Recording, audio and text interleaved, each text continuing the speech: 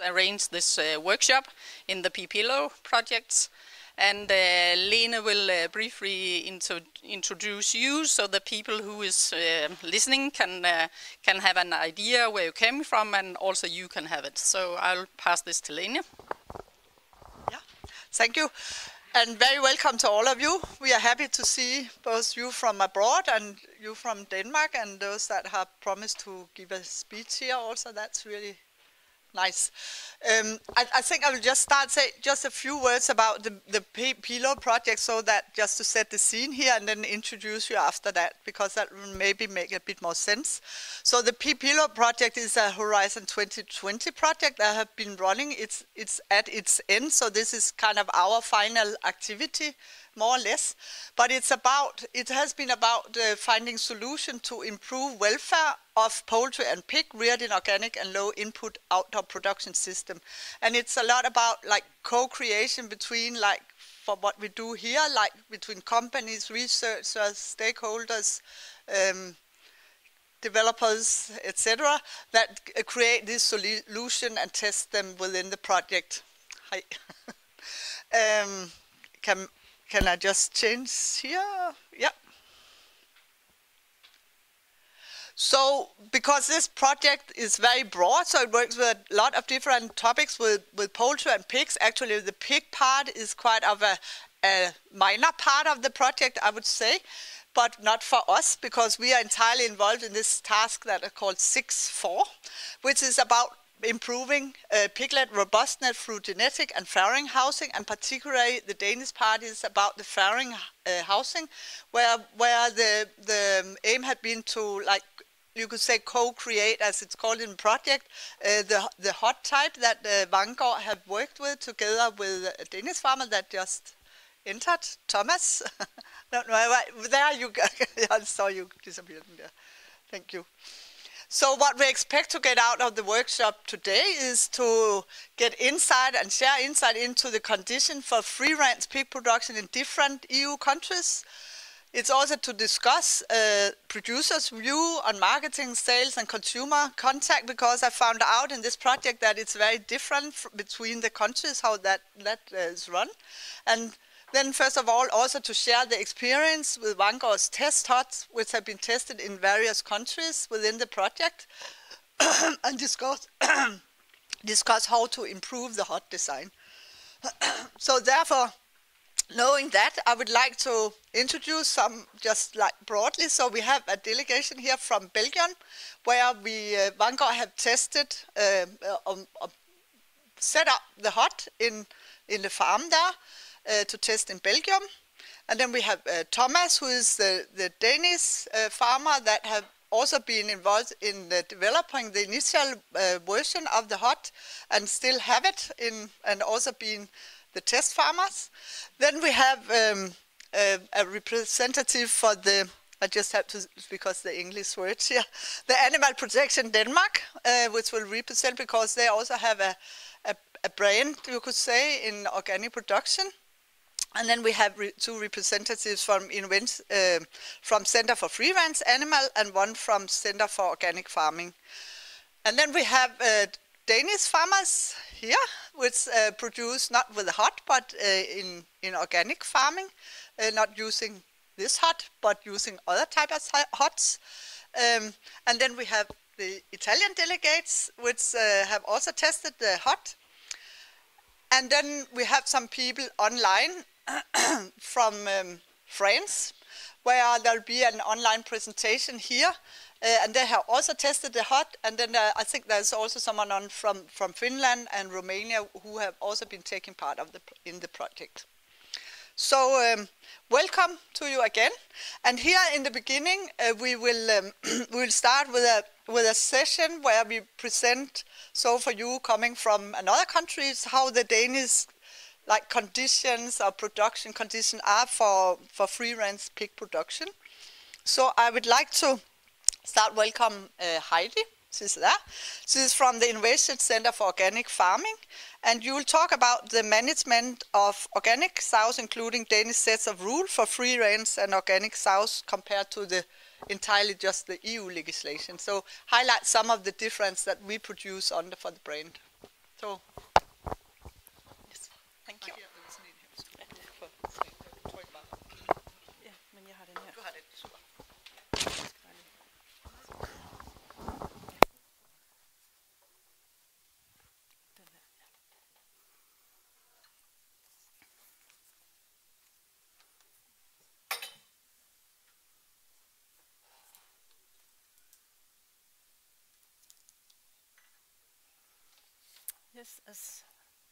Yes, as Lene just said, my name is Heidi Meile Andersen. I'm for the Innovation Center of Organic Farming, and I will tell just a little bit about our center.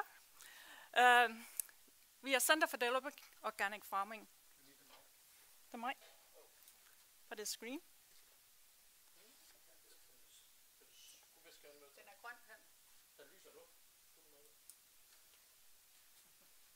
It's okay? Okay.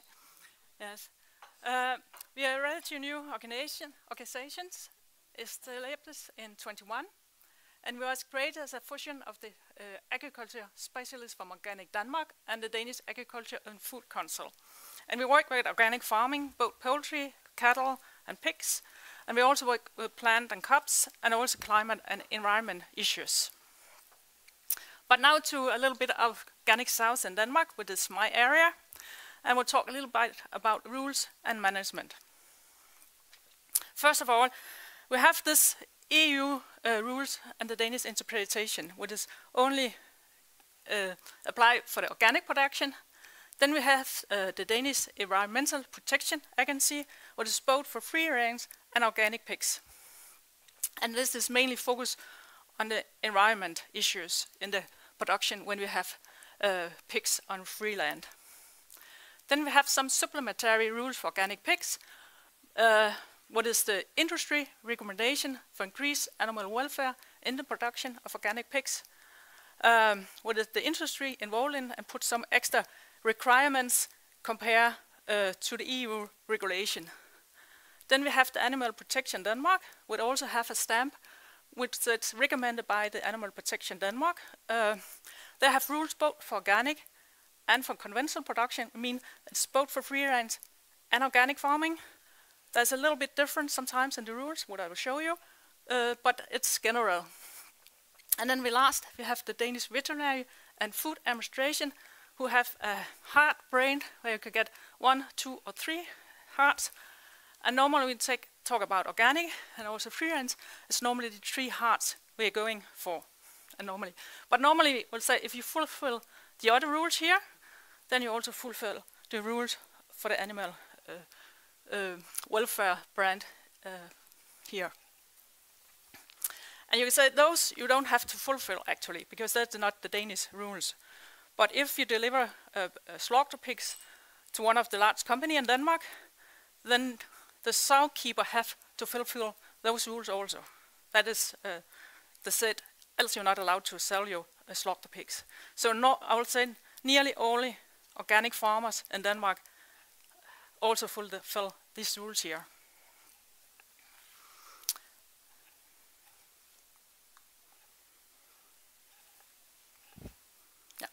First, if we talk about the housing, then we have the EU regulation. This is only for organic farming.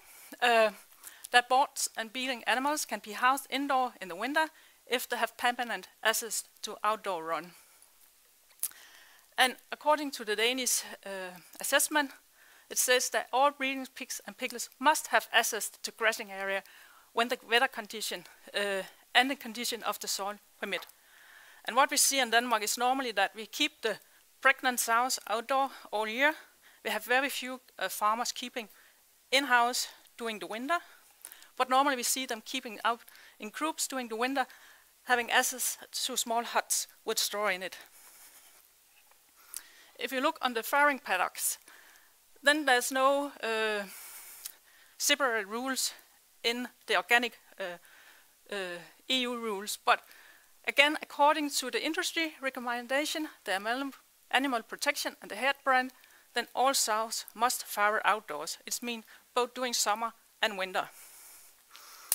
Then we have the industry requirement and the Animal Protection that said the area in the farrowing paddock should be a minimum of 300 square meters. And then again, straw must be added for nest building. It's normally not a problem because we normally use straw as bedding material in the huts. And then the animal protection also said that sows and gills must be moved to the farrowing area no later than 5 days before expected farrowing. Normally we see the farmer move them to the farrowing area 5 to 10 days before. And then they said the better lying area should be minimum 3.8 square meters. It also stands in this EU regulation that the minimum area in the hut is 3.8 square meters, but it's not defined that it should be a better lying area, so that's a little bit more added here. Then we also have in those, there's no specific EU regulation according to the feeding of the piglets in the farrowing paddock, but here we again have the animal protection and the industry requirement said that the piglets should have access to feed, they say from 21 days of age, and they say for 4 weeks of age, they have to could have their own feed. And it's normally look a little bit like this. You have the sows keep in single farrowing paddocks. The piglets can move, run under the fence and go out and eat in the area outside the farrowing paddocks. Then we have the weaning dates, and again, minimum 40 days in the EU regulation, and the industry requirement and also the animal protection said minimum of 7 weeks, so we have a higher weaning age in Denmark. And here's a little bit of difference for the animal protection about organic and the non-organic. As they said, 5 weeks is okay if it's non-organic, but 7 weeks if you have organic pigs. What we see in Denmark when we talk about organic pigs is that the weaning age is normally higher. We see more and more farmers increase the weaning age to 8, 9, 10, and some few also 11 weeks of age. And that is because they want to avoid problems when they wean the piglets. Then there's some regulation regarding the thermoregulation. Again, the EU regulation said that all pigs should have the possibility to say shade and shelter in the farrowing hut or by trees or some things in the paddock. But if you again look on the industry requirement and animal protection, they said if the huts should be as a shade area, there's some extra recommendation. It should be either, this area should be totally open so you can have airflow through it. So according to those rules here, this one not fulfill the rules. But if you add some extra shelter, as you can see up here, where I have a shaded area for the sows, then it fulfill the requirement. So here is again, the supplementary rules have a little more in it than the general EU regulation. Then also about the thermoregulation. It says that all pigs must have access to thermoregulation and shower or mud wallow in the summer period. And then the animal protection have specified that all pigs over 20 kilo must have access to a mud wallow or shower when the average daily temperature exceeds 15 degrees Celsius. And normally we see is that we use mud wallow, and that is what we recommend also for the farrowing sows in the herd.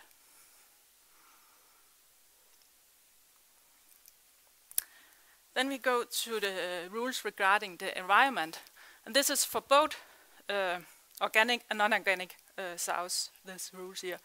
And here you can see we have a table where it says you have the age of the piglets when you wean them, 4, 5, 6, 7, or 8, and what you assume they are weighing, and how many liter you get per sow per year. And based on those, you should either have, for example, here for the organic, where we have 7 weeks of weaning as a minimum, you should have 926 square meter per year sows, as totally when you look on the pregnant sows area and the farrowing area.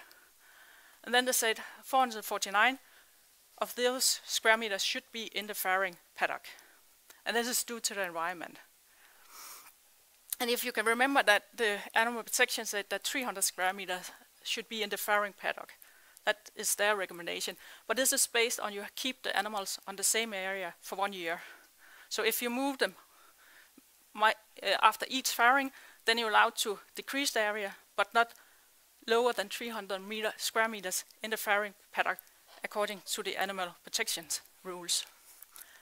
So that's the difference. And then you can see in a conventional, you normally have a weaning age of 5 weeks, so the area a little bit lower. And as a farmer, you have to be aware of this, because if you change something in your management, for example, you increase your weaning age, then you also have to be aware of you have more need to have more area in the paddocks.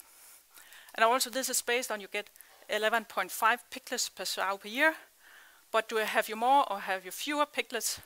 No, not per year. 11.5 piglets per liter, but have you higher or lower, then you're allowed to either you should increase or decrease the area used. And this is because it's based on how much feed we expect coming into the paddocks and how much nitrogen we have. So this is for the environment issues. And if you look up here, probably a little bit, it's very old. It's more than 10 years when we last looked at those rules. And we're working on new rules in Denmark. And I hope they will come in the autumn, because the farmers is waiting, because we think that probably the area will be a little bit higher and there will be some changes.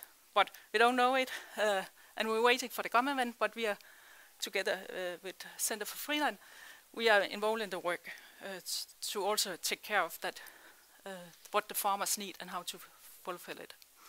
And then another thing is about when we talk about the area, now just remember this is based on that we keep the animals on the same area for 1 year. And then there should be a grass cover in this area. So if you have trees or other things that are actually not covered by this area, that is one of the things we hope to change in the future. But today it should be grass if you keep them on the same area. And the year after you have moved your pigs to a new area, then you have to plow and have some crops with a high nitrogen use. And you are not allowed to use animal manure or put other animals in the area, as example goats or sheep. It should be only crops production. And then the year after, you have 1 year with crop production, you're allowed to put in the sows. So that is what we normally see in Denmark, that you have the animal in the sows in the area for 1 year, then you have crop production for 1 year, and then you put the sows in again. So that is the normally routine and management in the Danish production. And then also there's another one. It's about the location of feed trough and huts. And again, because we knew that pigs, sows normally urinate a defecate very close, normally between the huts and the feed in an area, then to spread the manure in the paddocks, then the regulation said that each year you have, or after each farrowing, you have to move your huts. So this is an example where you, for the first farrowing in the paddocks, you have your hut up here, and then you have your feed here, and then the main area and water down here. And this is normally where we have a lot of transport, and we also expect a lot of manure excreted. And then in the next, or in the last, if we take this one, after fixed farrowing number 6, you have the hut down here, and you have the feed here, and you have the water, so that now you have the main transport between the animals in this area where we expect the most manure. So try to help the animals to spread in the manure during this year where we have the animals, so you don't have all the manure, for example, up here, because we have the same location for the whole year. And then it's a problem with the crops next year also, because then we only have the nitrogen for the crops up here. So this is also one specialized thing, I think, for Denmark, that this one.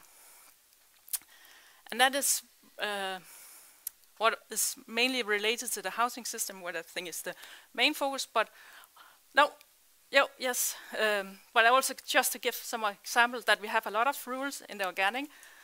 For example, the EU regulation, if you look at the bedding material, they said you can use both organic and non-organic breeding material as straw, sand, or sawdust.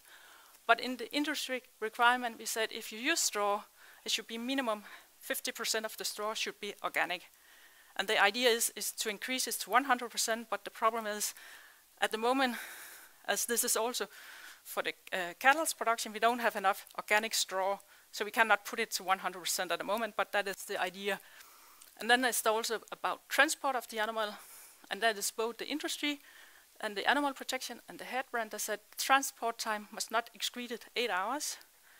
But if you take the industry, which is for organic, animal protection, which is both for organic and free range, then they said piglets may not be transported more than 4 hours from seller to buyer. So there's some regulation that limit how far you can move your animals. And then of course there's a lot about feeding and which feedstuff you may use, where we also have some specialized rules in Denmark. But I think it's not, I don't have time for this, so I'll just keep it here. So thank you for your attention.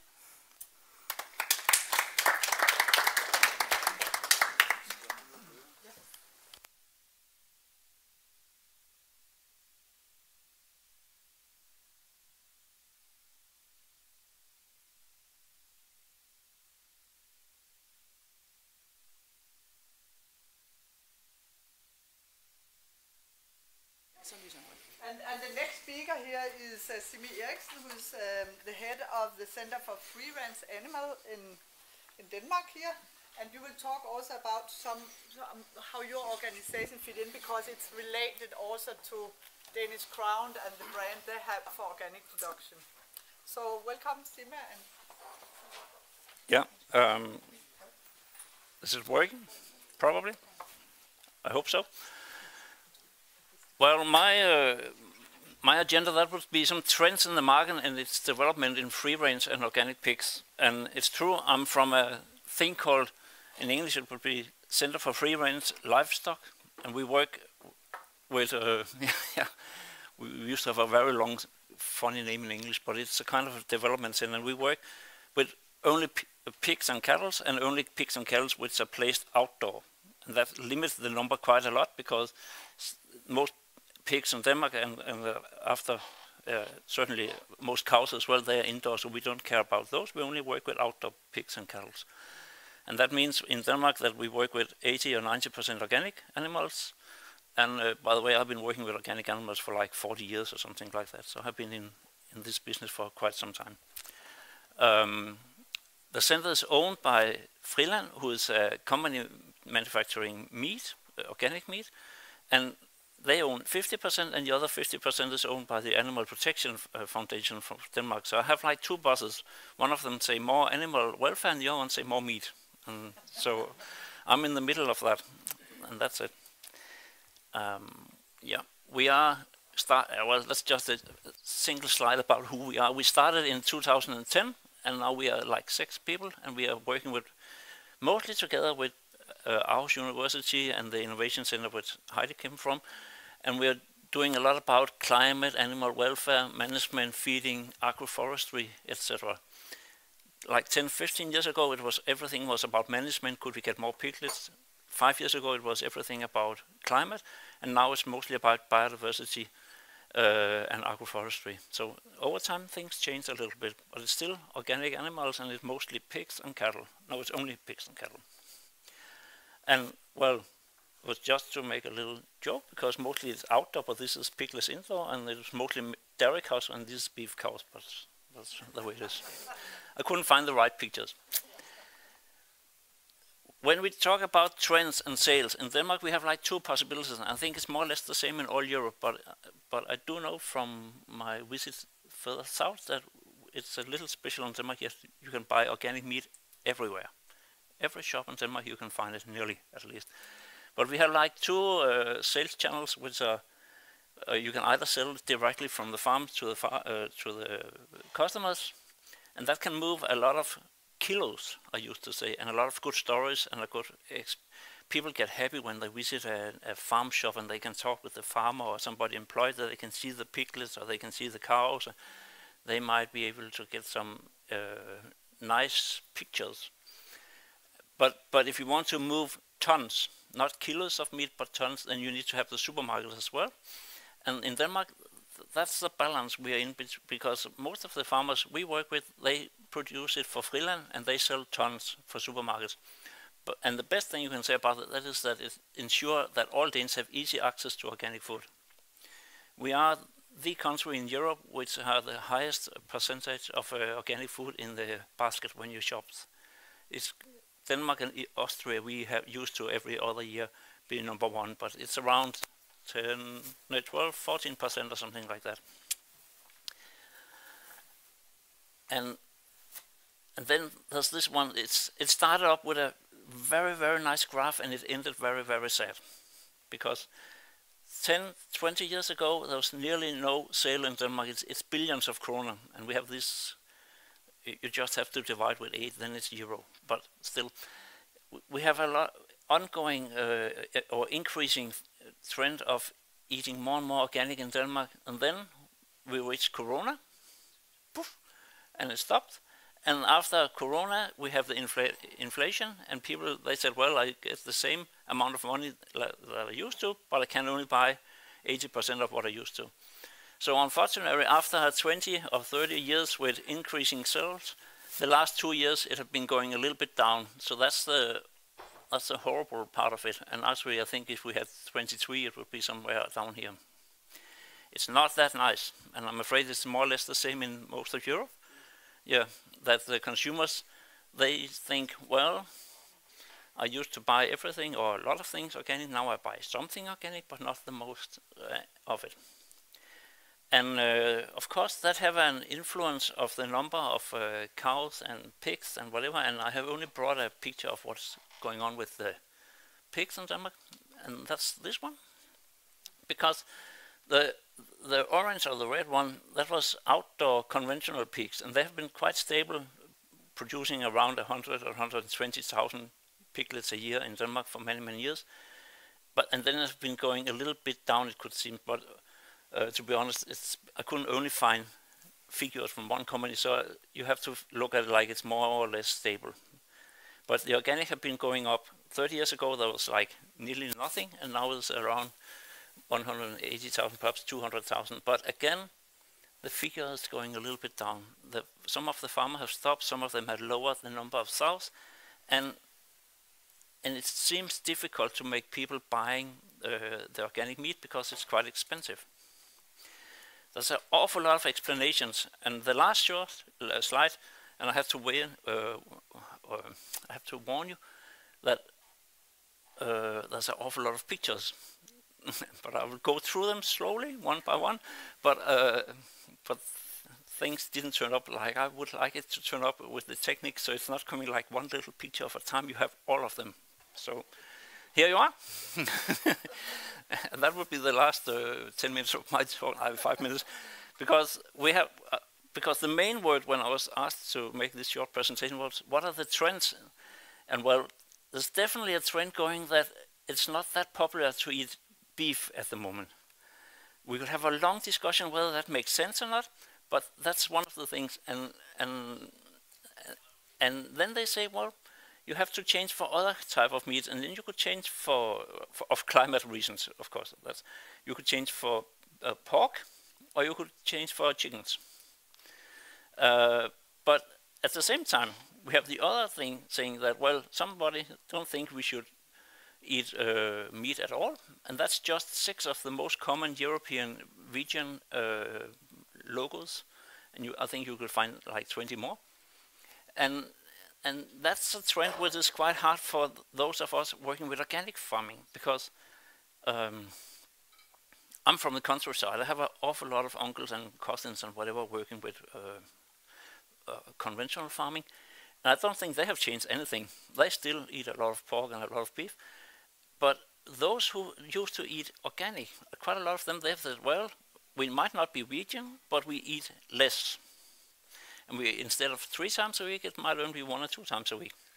So that's a trend we have to face, that people might be buying organic, but they will eat less meat. And that's not so nice when you work with development with pigs and cattle. And then we have the government. They say, well, this is how you should eat. A lot of vegetables, bread, a little less of this, and nearly nothing from the top. And they put all the animal things in the top, except for milk, which is somewhere in the middle. Then we have another trend, and that's now we do have nice trends as well. This just look like 2 kinds of milk. if you don't know what it is. This one called ad libitum, that's a special brand, not very large, but where you allow the calf to suckle the mothers. And then you only put on the, you only sell what's left. Of course, this makes it more expensive, but but a lot of people caring about animal welfare, they think, well, that's a very good way to do it, because then you don't steal the milk from the calf. And the other one, that might be a little bit even better, or you could mix them, that would be perfect. That's called grass milk. That means it's from dairy cows who have been fed solitary with grass. No grains, no concentrates, whatever, only grass. And the farmer who started that concept, he said, well, I used to have 350 cows. I reduced it to half, and then I produce a lot of meat, no, not meat, a lot of vegetables and other things which is directly consumable. And on the fields which are not suitable for potatoes or grain or whatever, I'll grow grass, and only what's left with grass, I feed my cows. And if you go to look for those, you have to really look for them, but I hope that in 10 years' time, I dream that it will be the most common kind of milk in Denmark, those two. But people used to tell me I'm a dreamer, so don't worry too much about that. Then we have another trend, which is a really large thing, regenerative farming. And in Denmark, we have like 2 or 3 organizations who say they know what it is, but they are not aligned. So that means it's quite new. Everybody thinks it would save the world, but nobody knows what it is. And if you don't, if you waste your time telling my logo is better than yours, instead of saying what could we do, then you move quite slowly. And that's another trend. Another trend which I hope is going to, that would be animal welfare approved. We have the Danish logo, which Heidi put up earlier. This is just another European one, but or American, whatever. But I do hope that no matter what happens, we will have more focus on animal welfare in the future. Then we have, of course, the two organic, the Danish and the EU. And then we have feed no food, a trend which is, I thought, to be honest, 2 or 3 years ago, it would be a very large thing. It's still there, but you don't hear as much about it now as you did a few years ago. But I do think that feed no food would be a very nice thing to work quite a lot more with. Of course, that's the grass milk theory. We don't feed food for animals, but I'm not sure how it will be. Then just lacking the agroforestry. So I missed that, but I hope that's going to grow. And then we have a trend which I don't like, and I was trying to see if I could put 20 different flags, but I only found Danish and German. It could be Italian or Belgian or English or whatever. It's the trend that at the moment, which seems to be very egoistic. In Denmark, we only want to eat Danish. In Germany, they only want to eat German. And I suppose it's more or less perhaps the same in Italy and Belgium and whatever. And of course, if you want to sell something locally, that's very nice. But if you, like Denmark, want to sell something not globally, but at least in Europe, it's not that nice that your neighbors, they say, well, we don't really like your products because they're not from Germany. Or in Sweden, they say, well, we prefer Swedish meat. And I think from a company point of view, if, like I told you, I have like 2 owners, if I stand on the lake from Freeland, they will say, well, that's not very nice because it makes it quite difficult to export a lot of things if the Germans, for example, only want Germans food. So I think the main trend is that at the moment, it's not, we don't discuss organic as much as we did a few years ago, unfortunately, I would say, but we do discuss quite a lot what should we do about climate and meat, and I think not every time you open the paper, but every other time that at least you can read a lot of stupid things from people who don't know absolutely nothing about what they have been talking about. And that's quite a problem because it's very easy if you get a microphone to say, eat less meat. takes 2 seconds. But to explain that the world is a little bit more complicated, it takes 10 minutes, and nobody allowed you 10 minutes. So that's unfortunately the story.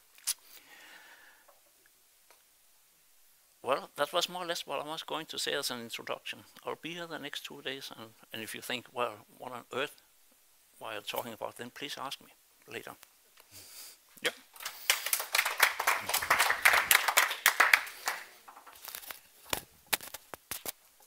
Thank you very much, Simme. And I think we will keep the questions for the last discussion to keep up in time. So I would like to introduce the next speaker, Mi Bonniksen from Animal Protection Denmark. And you will talk a little bit about why your organization label the meat from free range and outdoor organic production, and what is in it for you.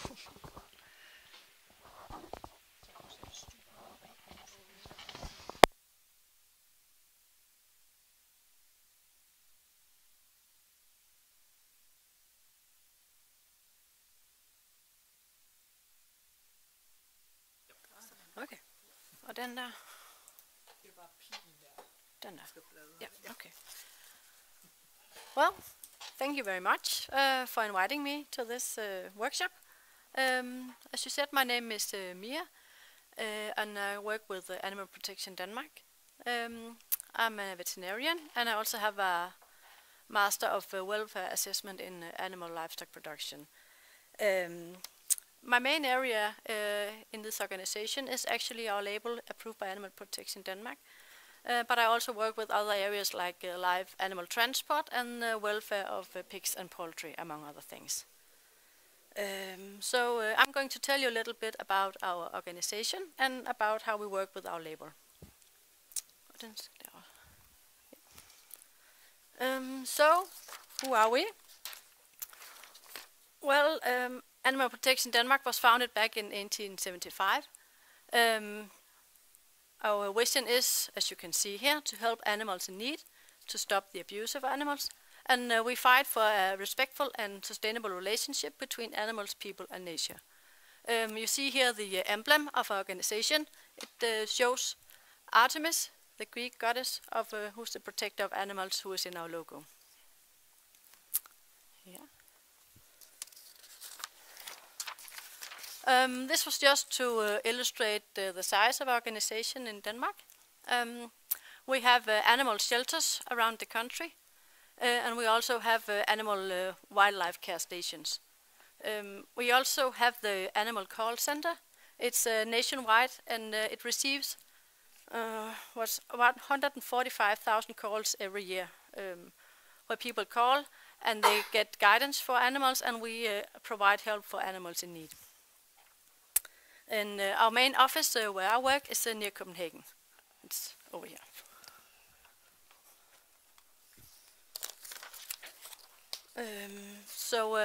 Our work, it includes rescue and care for animals at local levels, but also political work in Denmark and also worldwide. So we work closely together in Europe with the Eurogroup for Animals, and also worldwide with World Federation for Animals and Asia for Animals.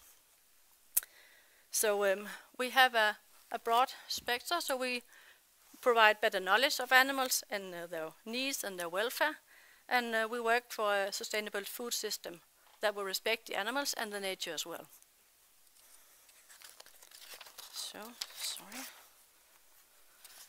So, in summary, you could say that we work for a good animal life for all kinds of animals. And actually, we are the only organization in Denmark that works with all kinds of animals. We work with farm animals, with fish, and with wild animals and pets.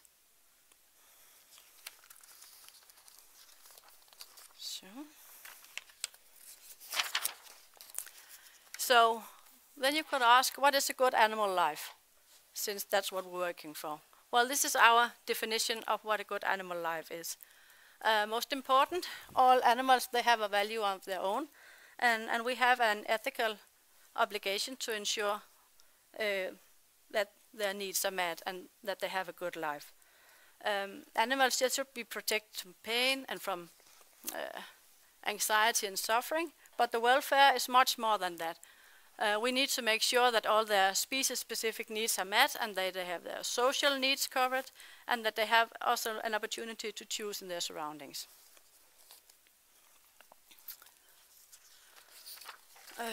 To show you a bit how we work broadly, I used the farrowing crates as an example. As you all know in here, the farrowing crates are very bad for the sows. It restricts their movements. It makes them impossible for them to perform their behavior and puts them in great risk for heat stress and for lesions. So of course, we work for a ban on farrowing crates as a legal ban, and we provide information about all the animal welfare problems that this procedure causes. But we also inform the consumers about their choices. And with our label, approved by Animal Protection Denmark, we also show that there's an alternative way to keep the sows.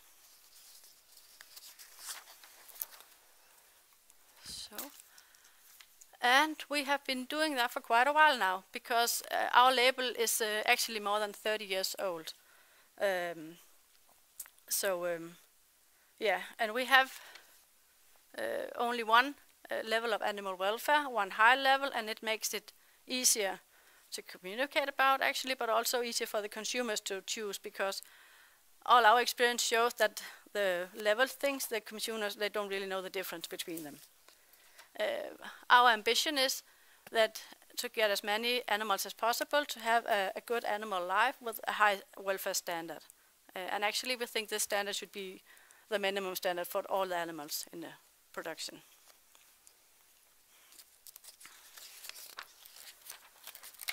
But unfortunately, a very high animal welfare level is not automatically incorporated in the food production, and you all know that. But so this is how we work. We work together with the farmers, but we also have quite a work with the supermarkets where we work with them and make, about how they make available on the supermarkets and make them have animal welfare products as a priority in their campaigns. And we also, of course, try to make it a priority for the consumers and tell them how that their choices have a difference.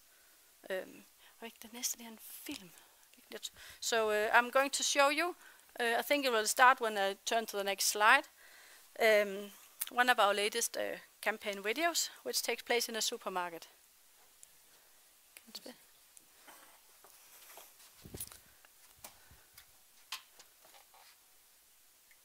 Is it okay? Yeah. So, but I think I'll just talk first to it. Unfortunately, it's in Danish, but I think the point would be clear anyway, because it shows the situation where a consumer picks up a packet of pork meat in the supermarket, and he is very shocked when he thinks about how the animals have lived. And the message for the consumer is, of course, that every time you make a choice, it has consequences for the animals.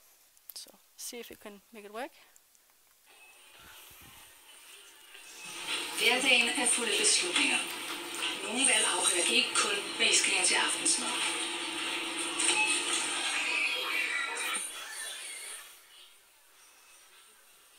Det er selvfølgelig dit valg, men vi anbefaler at spise færre kød og mejeriprodukter. Og hvis du gør, så vælg produkter anbefalet af dyrenes beskyttelse. Hver gang du vælger anbefalet af dyrenes beskyttelse, giver du dyrene plads og adgang til det fri. So. This is one of the, we have main channels where we communicate with the consumers, but this is some videos we have been made also with the poultry, but I think I will show you the one with pigs. So yeah, I guess it makes sense even though it wasn't Danish. Yeah, okay.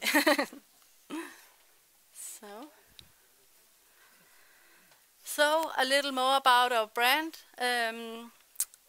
At the moment we are 175 farmers. We have as Heidi also told, we have species-specific rules for production that the farmer has to comply with to deliver under our label. And the compliance is checked every year by a third-party inspection. And the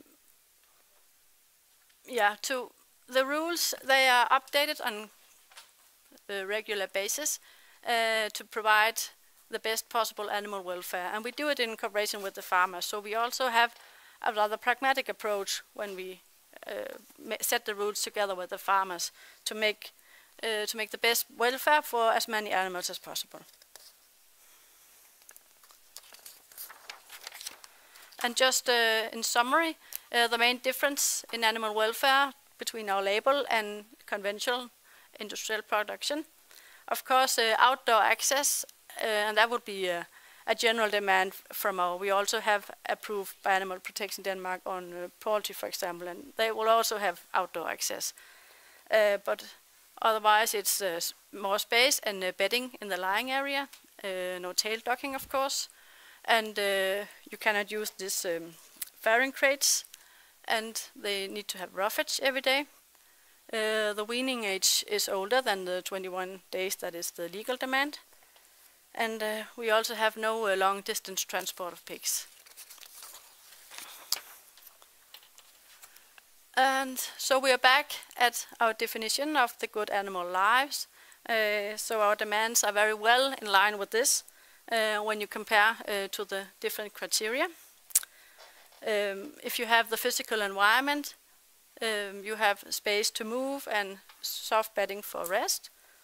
About the feed, the weaning age is older, and we have a demand of roughage.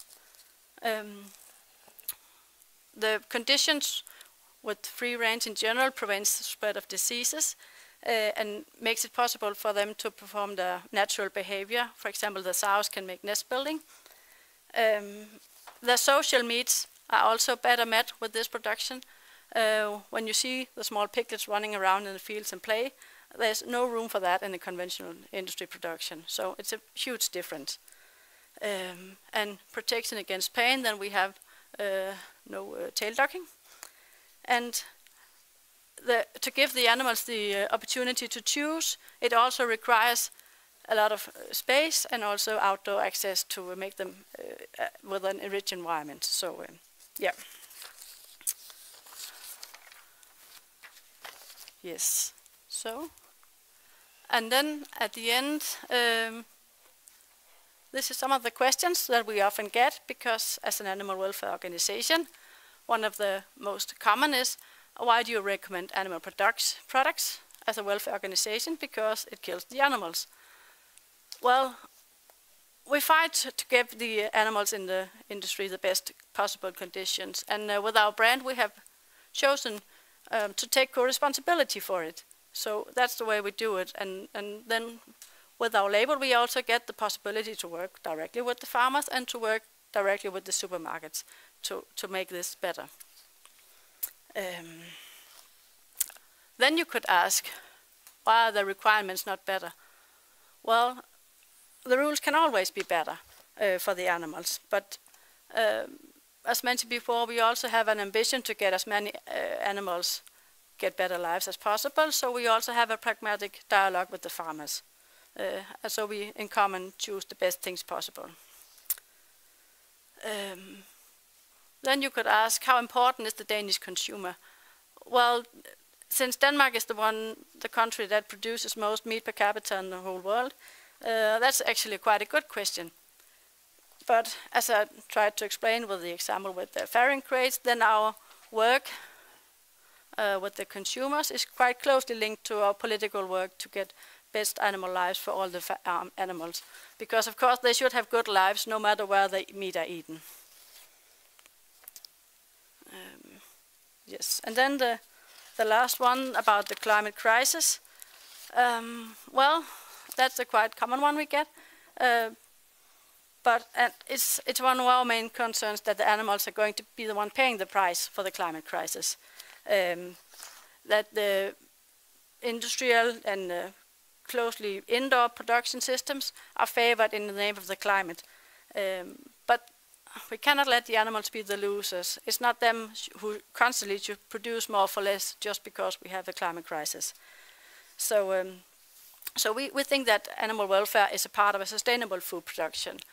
And so we encourage everyone to eat less meat, but better meat with better welfare. And in that way, there will be room for animal production, but with ordinary, with a good welfare for the animals. So, yes, that was it.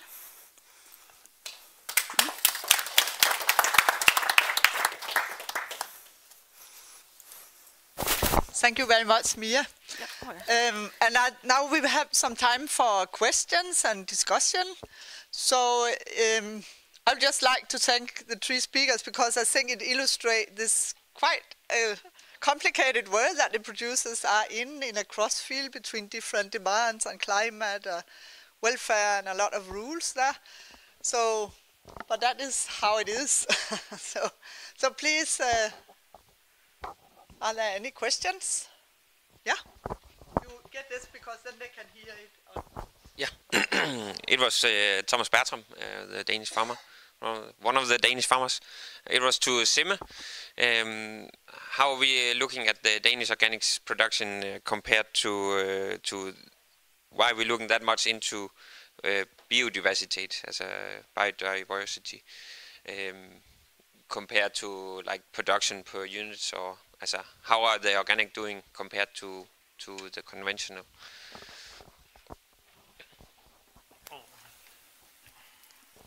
Well, can you hear? To be honest, I think it's a quite difficult questions, because I think there's as much difference between some of the organic, like some of the conventional. Of course, we don't use poison, and that makes everything a little easier and a little better, from my opinion. But we still have at least in Denmark, we have a lot of also organic farms with really large fields, and with nearly no trees around, and with no in Denmark we have a tendency to fill up the small lakes and to cut down the trees in between the fields, and we're the country in the world with the highest percent of farming land and less percent of nature. So I think even the organic, they need to improve quite a lot. I don't know if that was an answer, but at least an explanation. Yeah? Are there any other? Yeah? Sorry for my English, it's not so good. It's also a question from directly to you. In Belgium, the meat they selling organic is go also down, and on the short chain we have a competition now of they call it nature meat, you know, but it's conventional meat with antibiotics. It's spraying the fields also, but the customer they don't understand the difference anymore, and it's a little bit less on price, but it's also very expensive, and they sell it not organic but nature meat. What can we do about that? Is there a solution for that? No.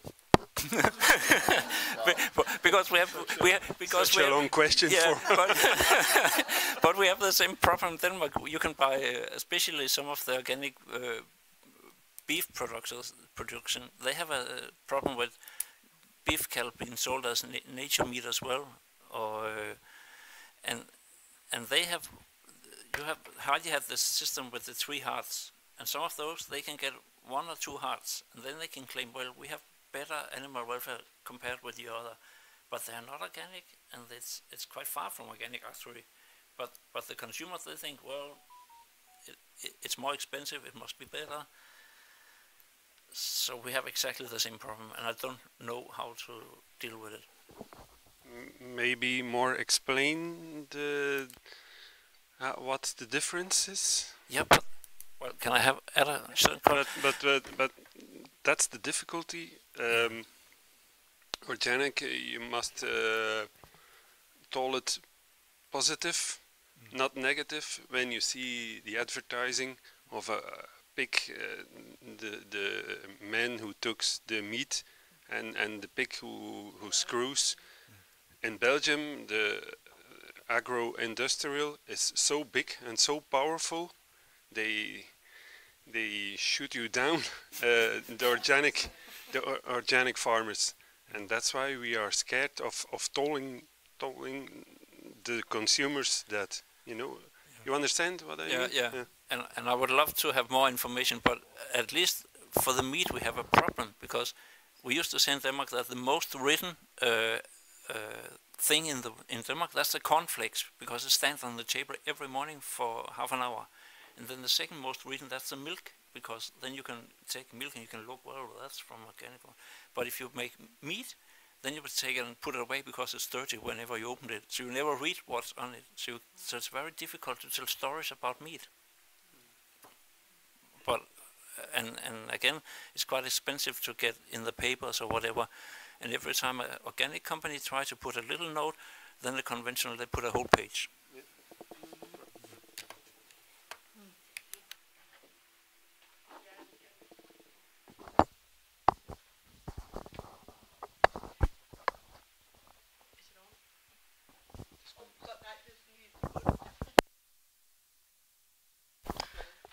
Okay, I just have a small input to that, because as Simme said earlier on, you only have quite a few minutes to tell a complex, huge story about organic, because it's such a big issue, and it touches a lot of subjects,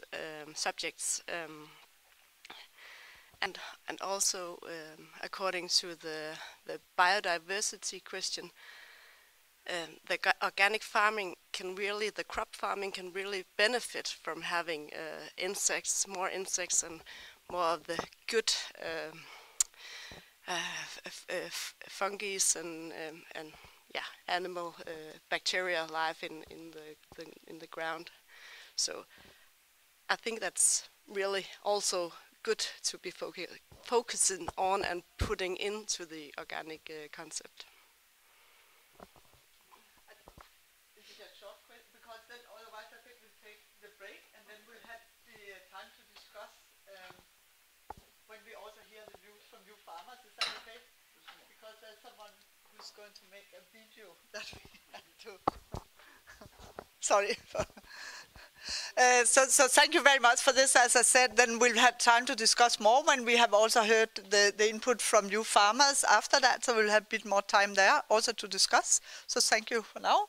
So we have a coffee break. Is it outside here or it's up here? So please take a break, and then we will see you again 10:30 or 11:30.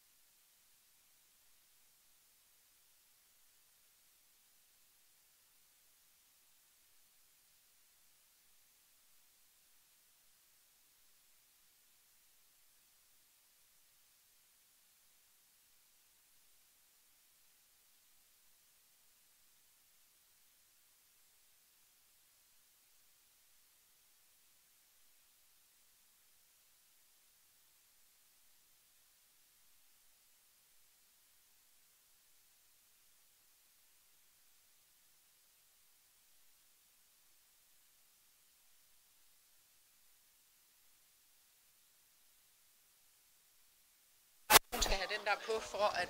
Ja. Gider du ikke sige den på?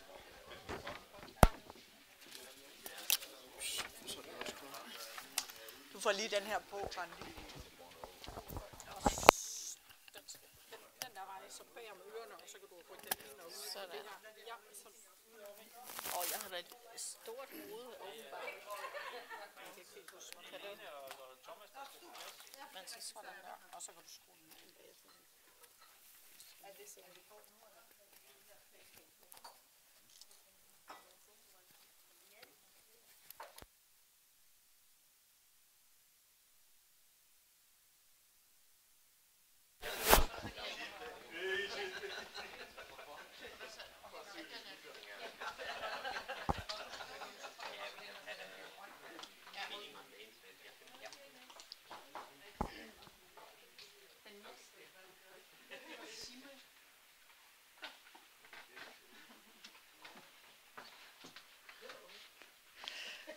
Yes, welcome back from the break. So we will start on the next session, which is somehow related to the first one, but here we'll hear the view from three producers. First, Randi Windfeldt from Denmark, and then we have Jacopo and Claudia from Italy, and then we have José and Katie from Belgium, who will present your view on actually the same topic.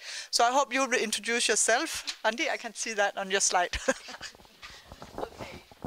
My name is Randi Windfeldt, and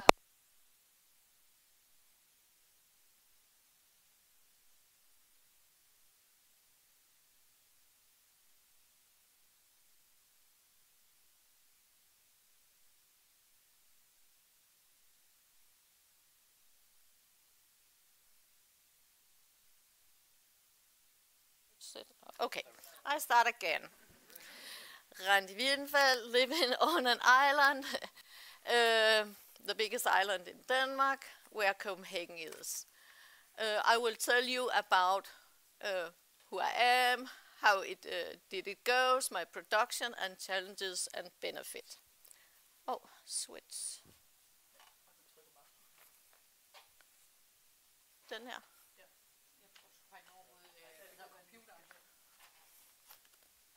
Nej. Det kan jeg ikke finde ud af. Sådan. Okay. Okay. I've been working with ecology since 1998. I lived with my ex-husband, and we had 3 farms. And in 1998, we converted the land to organic, and the pigs were converted in 2006. Organic pig and pig production is my big passion. So when I got divorced in 2010, I bought my own farm because I was not finished working with the pigs and organic. So I bought a farm in 2011 and converted it to organic. It was at 27 hectares, and I would build up a production to 85 sows. And I have found a permanent buyer to buy all my piglets at 30 kilos. I lived there with my daughter and later my grandson. She had her own apartment and she was studying at that time. Our dream was to live several generations on the same farm, more diversity, not only pigs.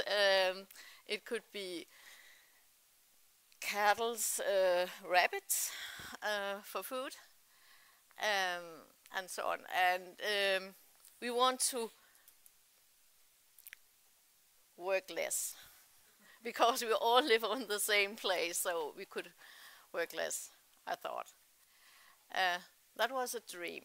And also, it could be, we could have a farmer's shop or a visitor farm or everything. Okay, så skal de finde ud af det.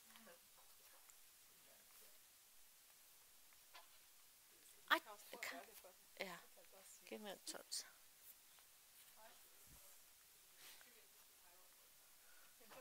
Sådan, yes. Okay. My production.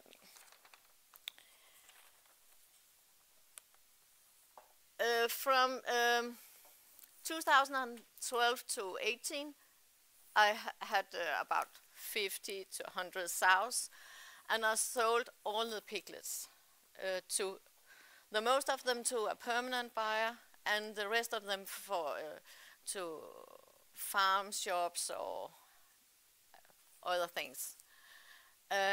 In 2018, I have to downsize because my permanent buyer, he stopped taking my pigs, and I tried to find other buyers, and people were very happy for my pigs, but there was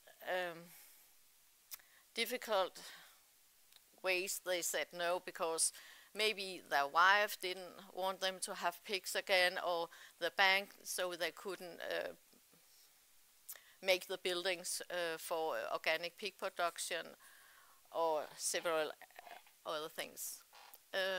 So I downsized to 18 sows because I was not finished with pigs, and I became a teacher on agriculture school.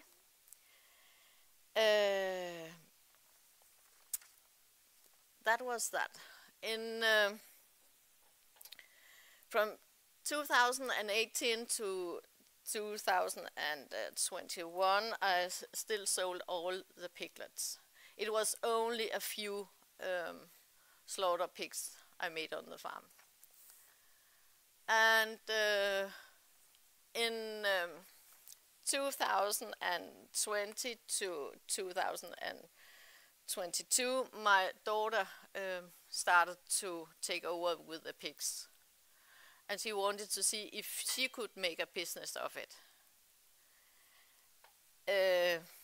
In 2022, I stopped my job as a teacher, and I came back on full-time on the farm. Actually, when I was a teacher, I also worked on the farm, but not all the time.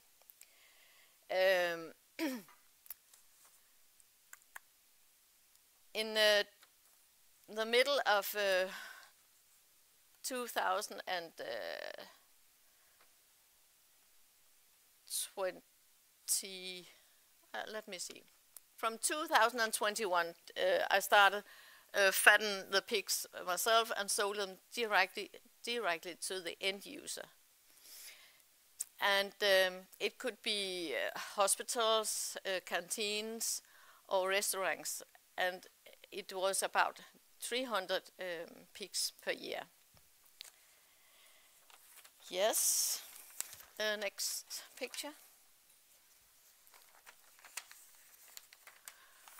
When I fattened the pig myself, I had to make another pig. I couldn't survive if I sell to a freelance. It was not so much money in that. So I have to make my own pig, and so I could add the value and get a better, a greater profit. So what was the special with my pigs? It was that they were weaned when they were 12 weeks. They live all their life in the field, also in the winter, never unstable. They received never antibiotic. Of course, sometimes, but it was very rare. I have a sick pig, and when I had a sick pig, I kill it, because it was too expensive to get the wet out and to make it fresh again. Oh, what do you say? I slaughtered the pigs at minimum 130 kilo. And my customers, they had to take whole or half carcasses. And I sold it on my history. It was the history that was very important for my customers. Yes. We take the next one.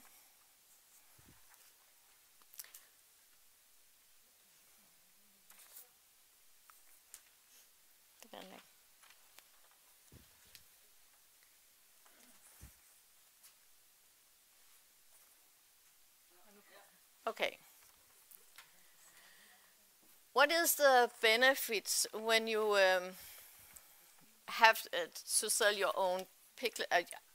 Now, what is the benefit for me now? It is that I have an interaction with my end user. I can say to my end user, now you will get some pigs, and this one is maybe a little fat, but let us talk about it later when it is slaughtered.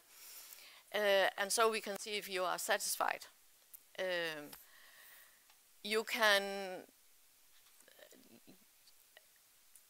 get a much better price.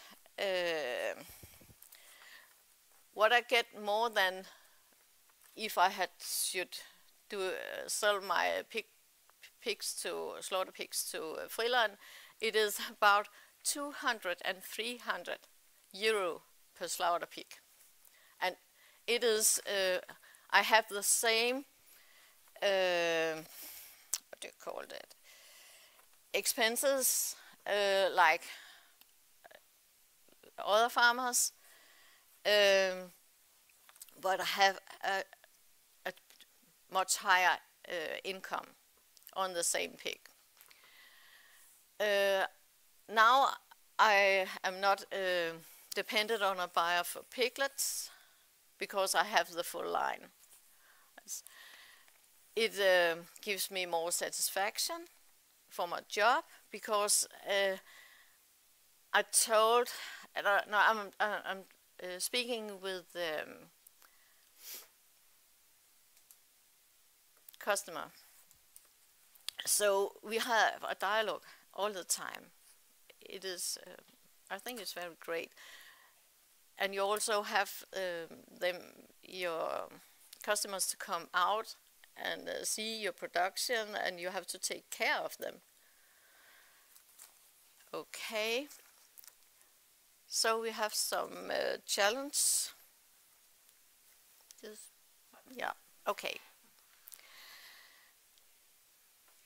The challenge is that, of course, you have to make your own product or something.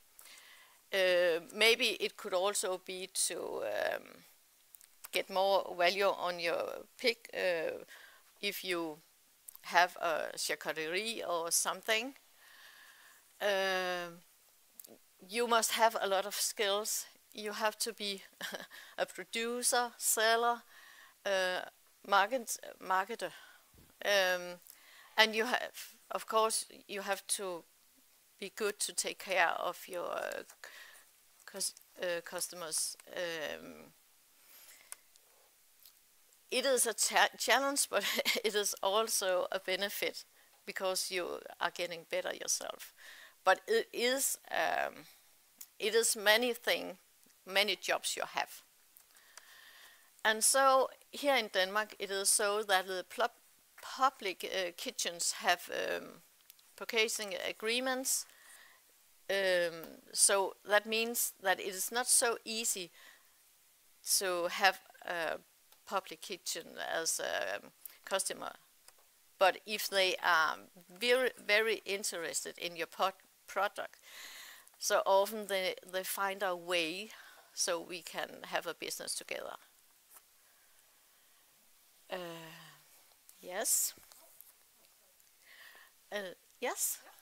That is the end. But it's not. It is the end here. But actually, I have to say it is also the end for my farm. It is not because of the economy, but per 1st January 2024, I sold my farm because my daughter wanted to leave, and she didn't want the dream anymore. She met a boy. We talked about it yesterday night, and so now it's over.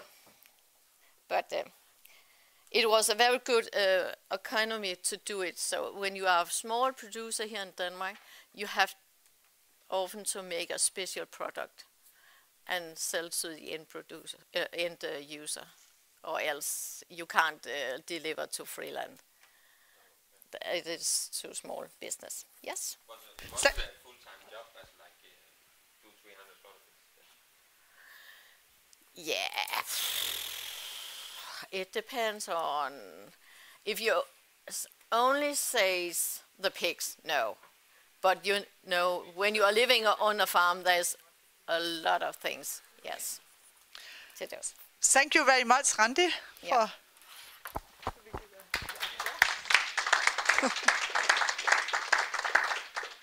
And then now I will leave the word over to the Italian farmers. So that will be Jacobi, Gorazzi, and Claudia. And I think you will share maybe some of the same experience, a bit similar.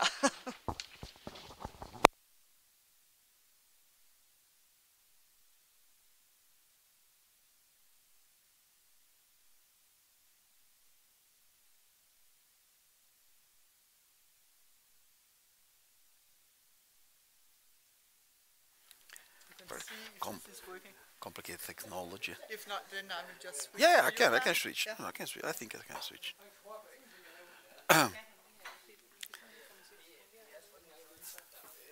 So thank you very much for inviting me here, and I would like to show you some reflection about our farming strategies to valorize pigs First of all, where I come from. So I come from this part of Italy, so the Tuscany, the central coast of Italy, and the rural part internal here. There is the main city is Grosseto, but nobody knows Grosseto. Somebody knows Siena, for example, or Rome. So we are 40 kilometers far from Siena, and we are, as you can see from the image, more than 70% of our farm is represented by wood. So we are a silvopasture-based farm. So the core business is to manage the wood together with grasslands, with arable lands, with animals inside in a seasonal rotation. This is the main topic of the farm. So we start from the ecosystem, and then we try to develop a system that can valorize the ecosystem thanks to the action of animals. So we study which animals are an heritage for the ecosystem itself, and we are lucky because we have the Cinta senese that is co-evolved for millennia with our land. So this is a painting of 1340, but we have also medieval area paintings with this white-belted animal that lives in that region. So this is the Cinta senese breed. Cinta senese is Cinta, is belt. Senese is from Siena because the origin is near Siena. So you have some, it's quite aligned with the old paintings, have some differences in the straight hairs, respect to hairs directed forward and down to cover the eyes for wood pasture, and more upright bristles like the wild boar. So the selection making more gentle animals with the lower ratio in shoulder between ham and shoulder, as you can see here. But the story, it was very complicated. We can focus here. So in 1986, we have had 81 sows and 3 boars. So a great problem of inbreeding, like all the heritage and local breeds ever. Then public intervention, marketing strategies, and so the reaction of consumer. And now we have more than 100 farms registered with almost we are 3,500 heads with 2,000 of sows and 140 boars inscribed in the herd. So we have the medium size of the farm is 30 heads. So we have small farms with few animals right outside. So this is a graph that summarizes what I've just said. So the bottleneck in 80s, then the regrowth of the population of pigs in 2000 thanks to the organization of the consortium, so then grouping and networking level. Then in 2012, the PDO certification, and it's mainly focused on charcuterie. So the premium price over 100 euros per kilograms for the cured ham is all focused on charcuterie and not on fresh meat. Also because this is a lard type animal, so they're very, very thick lard on the back. Then we have a problem, but I don't want to bother you about that, about the constraints of African swine fever. So the number of pigs is decreasing, the inbreeding is increasing. So there is a great changing in also in PDO requirements, so a lot of problems about that. But I don't want to focus now on African swine fever. I would like to measure what happened in the other part of Italy, so not only in the district of Tuscany, where I come from. So we bred 8 million of pigs in 500,000 with 500,000 sows, but they come from 4 regions. So Veneto, Emilia-Romagna, Piemonte, and Lombardia makes the 84% of all the pigs of all Italy, concentrated in the north part of Italy. But the reality, the rural reality of pig farming in Italy is so different. If with 100,000 of registered pig farms, we can mention more than 93% of backyards or small farms less than 50 heads. So in the 94% of all the farms are small farms, but the rest grow the 99% of pig population. So we have a lot of little farms spread that maintain all the rural areas thanks to small numbers, and then a great concentration in 4 regions, all the production in intensive system of pigs. So this is the reality of Italy. And this is quite not well known. And we import a lot also. So we are not self-sufficient. So we import live pigs and meat as well.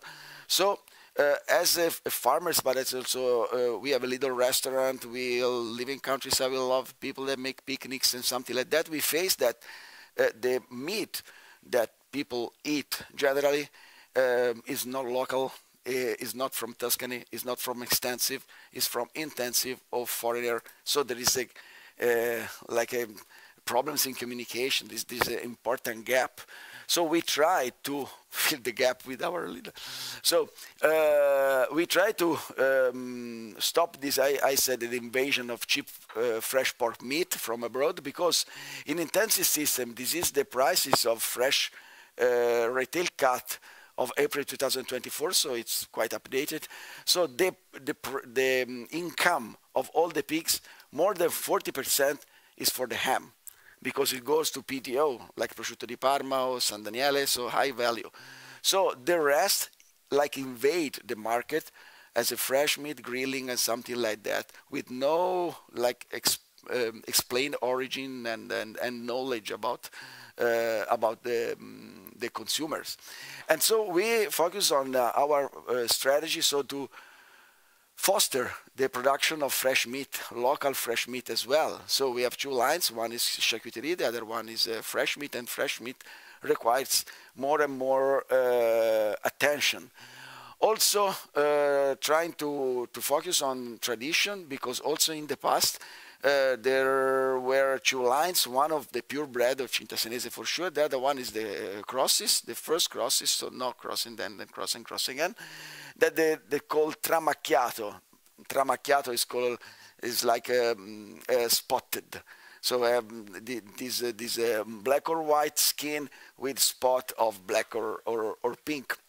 And so we bought some pinky animals from intensive system. It was very, very interesting experience also from the farming side.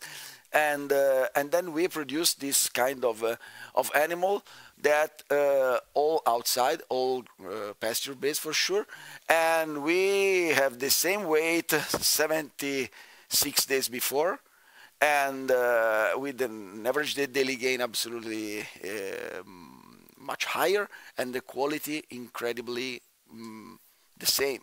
So we could trust on our idea about creating fresh pork meat, also starting and maintaining also the purebred. So it's so important to maintain Cinta senese as it is. And you can see here, so also the lean cut increase of 30%. So this is quite uncommon to have a consumer that accept a line like this, but this could be accepted. But due to the uncertainty of African swine fever constraints, so limitation, and then we could not invest really on pigs as we would like to do.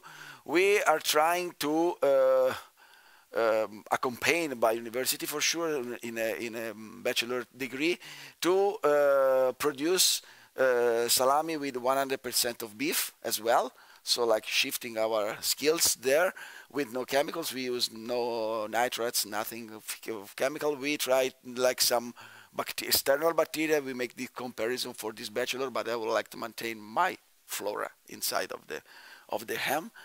And last but not least, I think we can breed animals in many ways as possible. So intensive, extensive, organic, non-organic, free range, and silvopasture and everything. But slaughtering system is always the same. So we demand to other peoples that are not farmers to transport our animals, to slaughter our animals, and it's a pity because we invest a lot of energy, a lot of attentions, and then everything could be disappear. All the attention could disappear with some problems in slaughtering procedures. So we create this prototype in Germany. And thanks to a project funded by Tuscan region, and so we make the pigs transport in an unconscious way. So we stun it and we blood the pigs in the farm with the veterinary, and then we move the animal dead in the slaughterhouse for the post-mortem. And we made, because it was illegal in Italy when we started, so we made a project and with university and analyzing animal welfare, meat safety and meat quality parameters. But there were no differences in meat safety and meat quality for sure, but incredible differences in animal welfare levels. So now with the result of the paper published by the university, I went to the local health services and I said, okay, but if it worked for the project, it could be work forever. And so after 6 months of meetings, they accepted so we can slaughter every animal in every season in our farm. And you mean slaughter, like you just kill them on the farm? Yeah, kill them on the farm. I would like to maintain the animal unconscious death in the transport, and I would like to do by myself. Yeah. So I've taken the degrees, exams, and something like that, and then I'm licensed for slaughtering animals as well. That's it. No, not all the glitter is gold. I say also. So the prices of the fresh meat is absolutely uncomparable to the supermarket prices, for sure. So it's an important part of the work is to make people understand all the ecosystem services that support with the act of buying this kind of food respect to another, because also killing the pigs in farm is expensive more than killing. If I make an account of budgeting of my time, it's more expensive. And so if I could taken home message to everybody, but I think you are the trained audience, because when I was a child, I wear this shirt, like skateboard is not a crime, because everybody said that I have not to make skateboarding because they destroy everything in the streets and the monuments and everything. Now, I become a farmer, and now farming is a crime. So because I'm pollutant, I'm against animal welfare, I'm against everything. So please stop. We have to foster people that some kind of farming system could be a solution for climate change.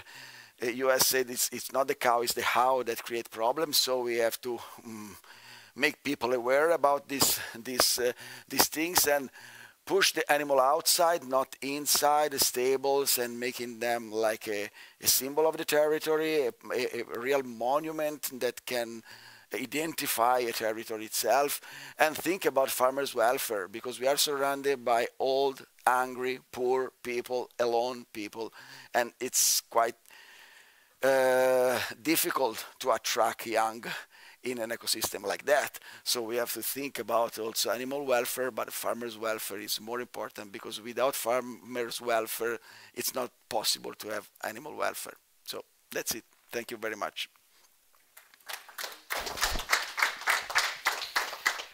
Thank you very much, Jacopo. And I'll give the word now to Claudia also, from Italy.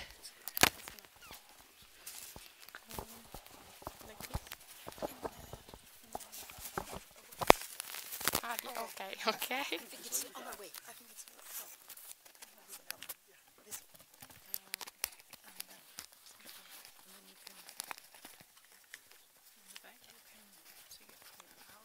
like this? Okay. Okay, thank you. This. Okay. I speak a little bit about the farm in which I work. It's called Cascina Bagaggera. The farm is placed in North Italy, and it's in a particular context because we are inside a regional park that is a natural reserve, and so we have some rules to respect about the environment around, but this rule and these limits permit us to have an environmental around that is protected. Just some numbers. The farm was started in 1995, but it's only in 2011 that we could build a new stable, and the animal breeding increase, and it's like it's today. And in 2040 we start social project for job placement of people with disability, and in 2021 we open a new restaurant, and we to increase the offer of the farm, because in Italy you can't live only with agriculture.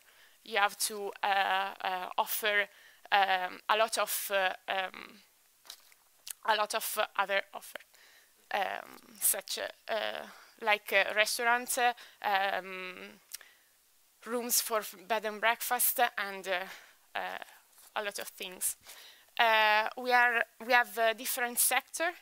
We have, for example, a school for a little child, and we have a bakery, we have a cheese factory, and all the sectors have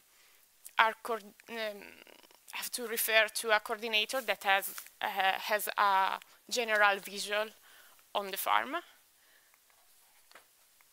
The farm is extended on a surface of 25 hectares.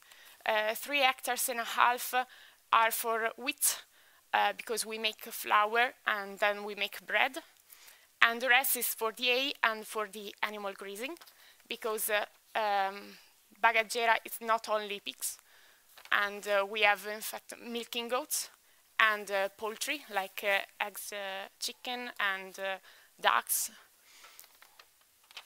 About pigs, we make a semi-wild breeding on a surface of about 2 hectares. We have fixed fences. We can't move the animals. But we have fixed fences for pigs of different ages. So we turn.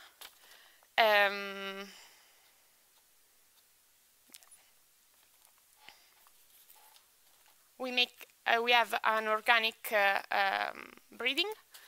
We give special flours that is a mix of cereal and legume protein, and wheat bran, whey, because we make cheese, so we have whey to give water and whey. And we can also give waste of flour milk production, because such as pasta that is not edible, we can give to the pigs. And when the pigs are 100 kilos, we give only unique cereal like barley and corn. And we don't give a special flour, only unique cereal. Are you self-produced feed or you No, buy feed? no, we buy everything. Yes. It's a closed cycle. We have 2 sows and 1 boar. And all the pigs are born and grow in the factory, in the farm. We slaughter 40 pigs per year, and pigs that have 10, 12 months old. About the weight is about 180 kilos.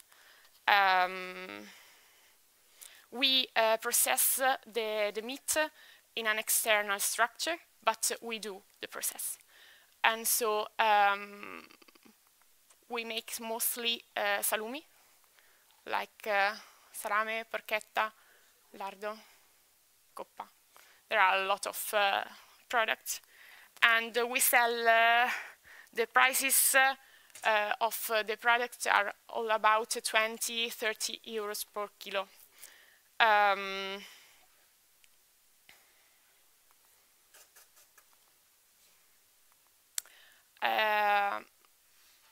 We are, Cascina Bagaggera is in Lombardia. Like Jacopo said before, it's one of the most important regions for the production of pigs. But all the production is intensive. We are the only one in our area that makes outdoor breeding. And so the important thing is to give quality to the product, because we are the only one that have an high animal welfare, and people can come to visit our farm, and so the customer appreciates that they can see how pigs are elevated. Okay. Our problem is the environmental restriction, because our production is too little to meet the demand, because we, for the customer, for what we sell, we have to kill minimum 60 pigs per year, and we do 40. But we can't do more because of the spaces and so on. So for us, it's a problem, because we have to buy something, because this was a video.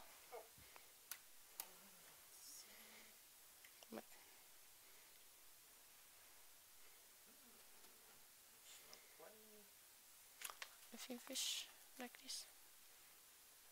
No? Okay, not important. Okay, not important. Okay. Because we sell everything that we produce in the farm. We make a direct sale. We have a little shop in the farm where people come and can buy. We do some local markets around the farm. That is less. You can see the number of. And we make also some delivery in Milan. We go to deliver our products, and we have a farmer restaurant, like I said before, that it's the most part of the sales. But for the farm restaurant, we have also to buy some meat from outside, from other farm, and so. Yeah.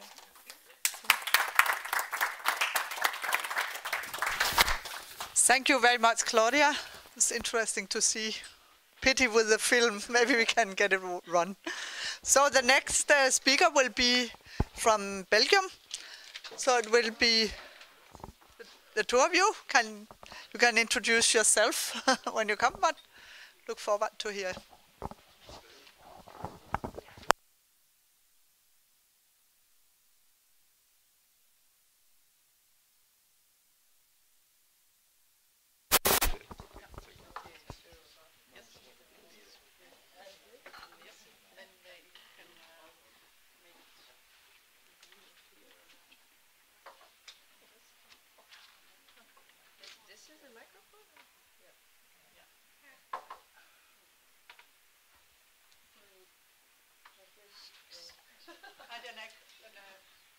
No, I think it's the wrong way.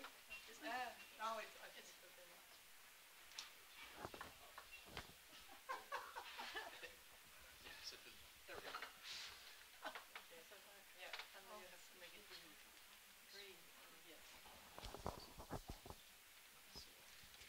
Yeah. Okay. Yes. Hello.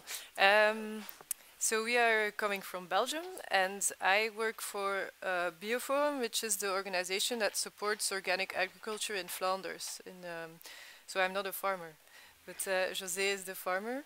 And I went a bit solo slim on the presentation, so I prepared it. That's why we do it together. Yeah, so José's farm is the Bioboerderij de Vleterbeek. It's in the very west of the north of Belgium. I don't have a map like you had beautiful maps, but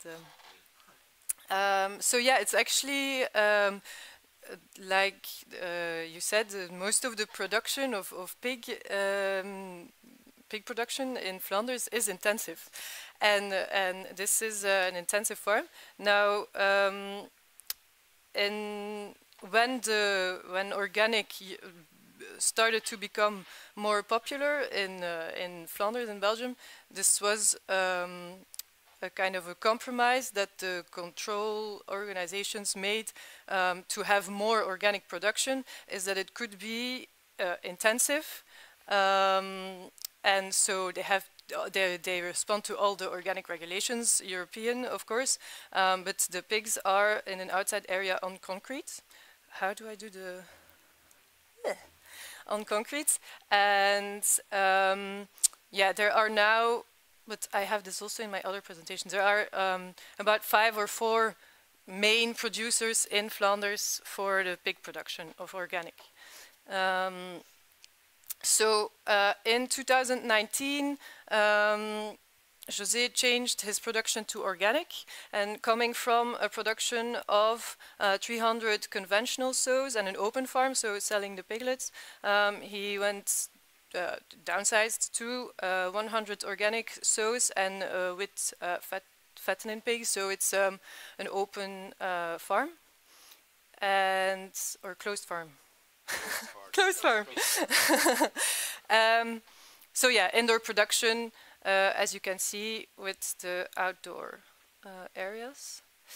So yeah, this actually came because the demand came from one of the biggest supermarket chains that approached José to start producing organic pigs, which is Deleuze. It's the one of the biggest supermarkets in Belgium. Are you contracting? No contract. they asked me, you have a chair on the table, you may deliver it. But we see now that we have no contract, the selling is less, and we must experience the consequences of the less selling. That's hard for us. Yeah. But that's the way it is. So yeah, it started with 1,500 to 1,600 organic fattened pigs per year. And as you said, it's a good contact with them. The prices were discussed and all that, but when it goes less good in the sector, the organic sector, then there's also less demand. So recently they started to buy less pigs per week, and yeah. So the problem with this is that they do not promote organic pig meat so much in the supermarkets. Also recently, Deleuze, they privatized a lot of their shops. So also this brings down even more their promotion for organic meat, because they believe that the customers wouldn't buy it. But of course, we believe that it goes both ways, and maybe a lot more in the other direction even. And also, yeah, the problem that also Jacopo already mentioned with slaughterhouses, there's less and less slaughterhouses. There's no specific slaughterhouses for organic, and they are usually very reluctant to have more of infrastructure for organic slaughtering. And so, yeah, they're not really in the idea either, which doesn't help to the retail. So yes, with the crisis in 2022, with the war in Ukraine, the sales and the large inflation, the sales fell back substantially, and so José started to look for alternatives, which brings us to the local sales. Yes, in 2022. The sales getting back, and we look, people demands to me, you don't sell a pig on the farm, killing on the farm like we used to do 10, 20 years ago. But I say, yeah, the government, we can do that, it's not allowed to. And I search something to sell on a platform like bol.com. I call it bio.com, but it's a linked farm. It's a platform. It's very easy for the buyers, the consumers. They can shop and they can demand sausages or burgers or something like that. They have on the end a basket, and they pay with the card, and they can come to the farm for once in a month for getting the meat. And we do it all by the post with yeah, but that comes afterwards. So there's, I think I wrote it down on the paper how many there are in the whole of Belgium. So it's like a platform. Yeah. 1,260, if I got it right, in the whole of Belgium. Yeah, the farms that sell directly via this platform. Is it that number? Yeah, it's okay. 2,600 farms. Yeah. On the platform, and 12,300 clients are there on this platform. Yeah. And it gives an advantage. Many of 5 or 6 farms can on one hub, on one location, they come after meat, after vegetables, anything. You can see that it's yeah. So more farmers sell from one farm. Yes. Like yeah. 5 farmers selling. Yeah, like that. It's like a supermarket farm. Yeah, but one day a month. One day a month or once in a week. It depends. Yeah. Yeah. And so we have also not it's very cheap for the farmer. Only 50 hours per month for using their website, and yeah, so all of this, like you said, Randy, all of this, you need to do all the sales yourselves and all that.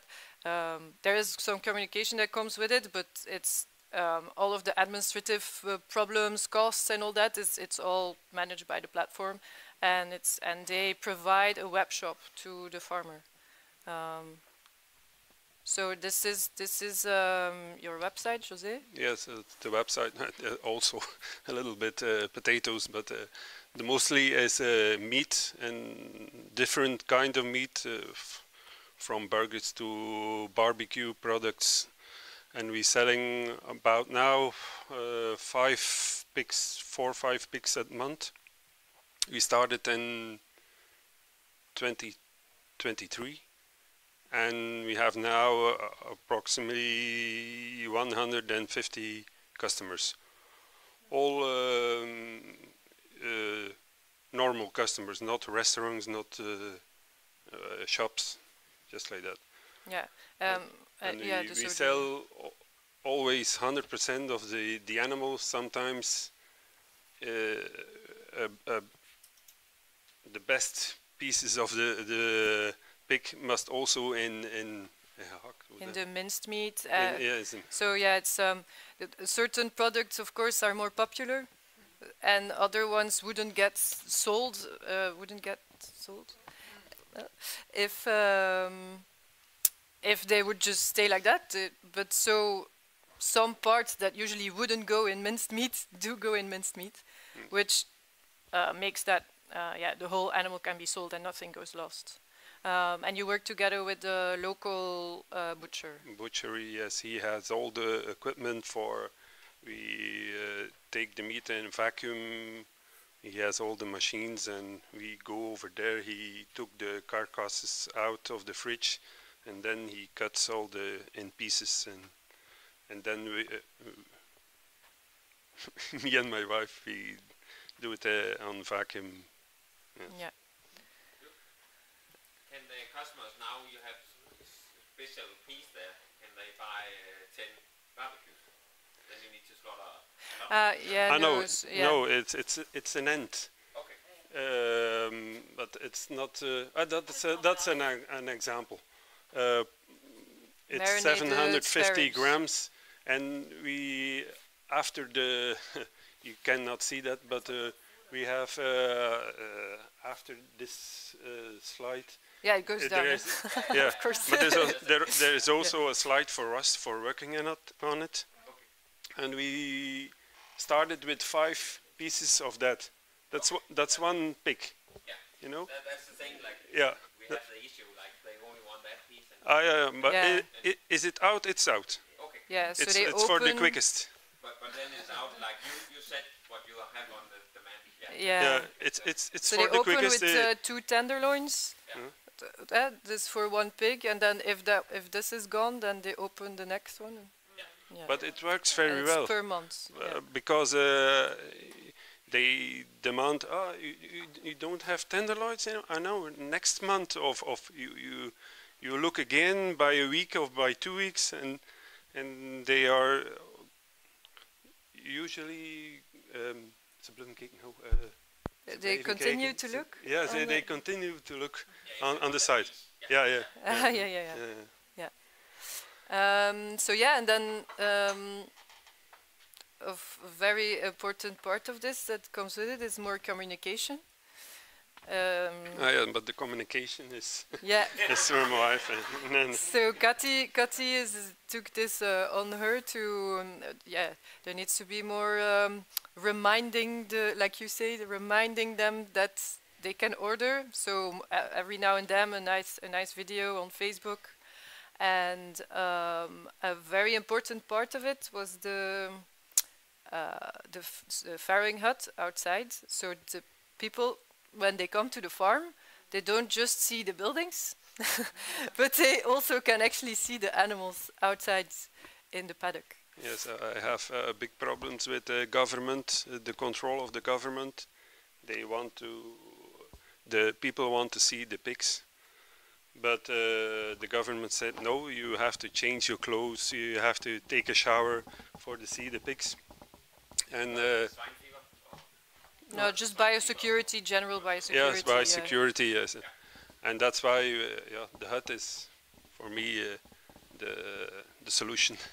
They come to the farm and they see the pigs running around in the prairie, and that's good. And when they see it, they buy it. Also because they asked from the beginning to, Yeah. to see them. But yeah. Okay. I thought I had a video, but it's in the other one.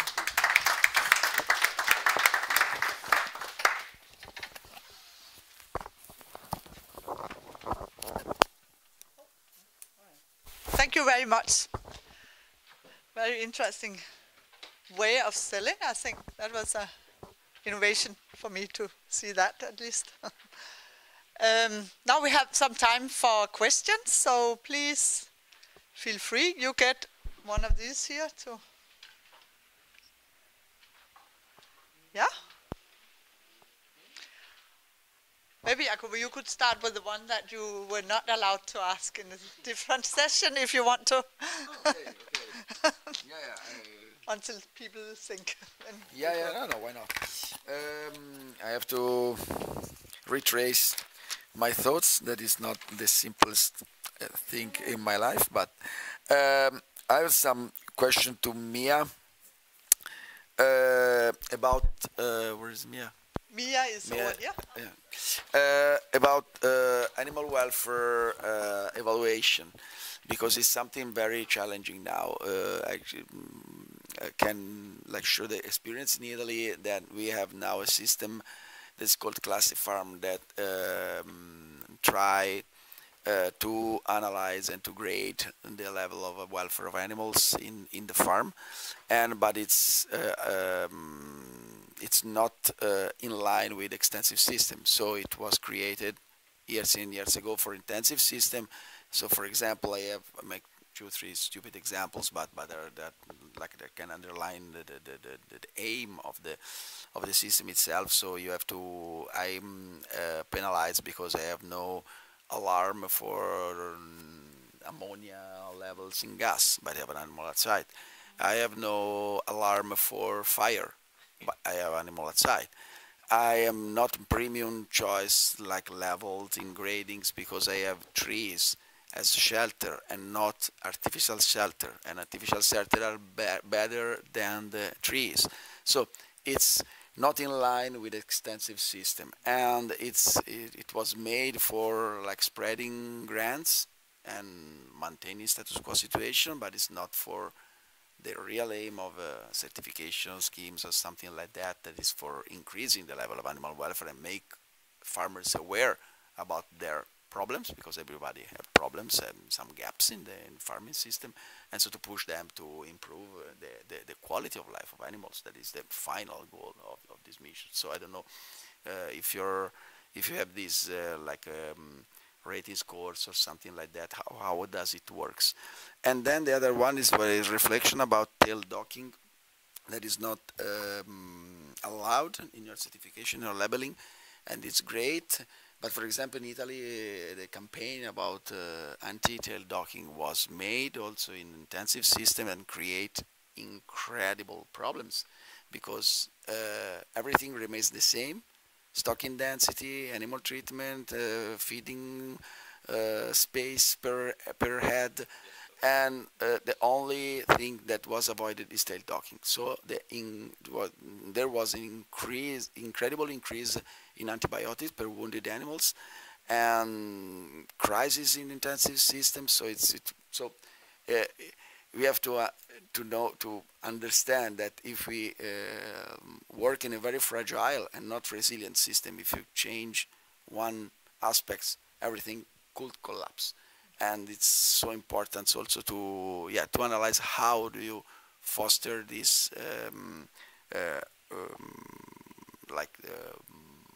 stopping of tail docking systems in farming, if there are trainings for farmers or something like that. Thank you. Thank you very much. Okay.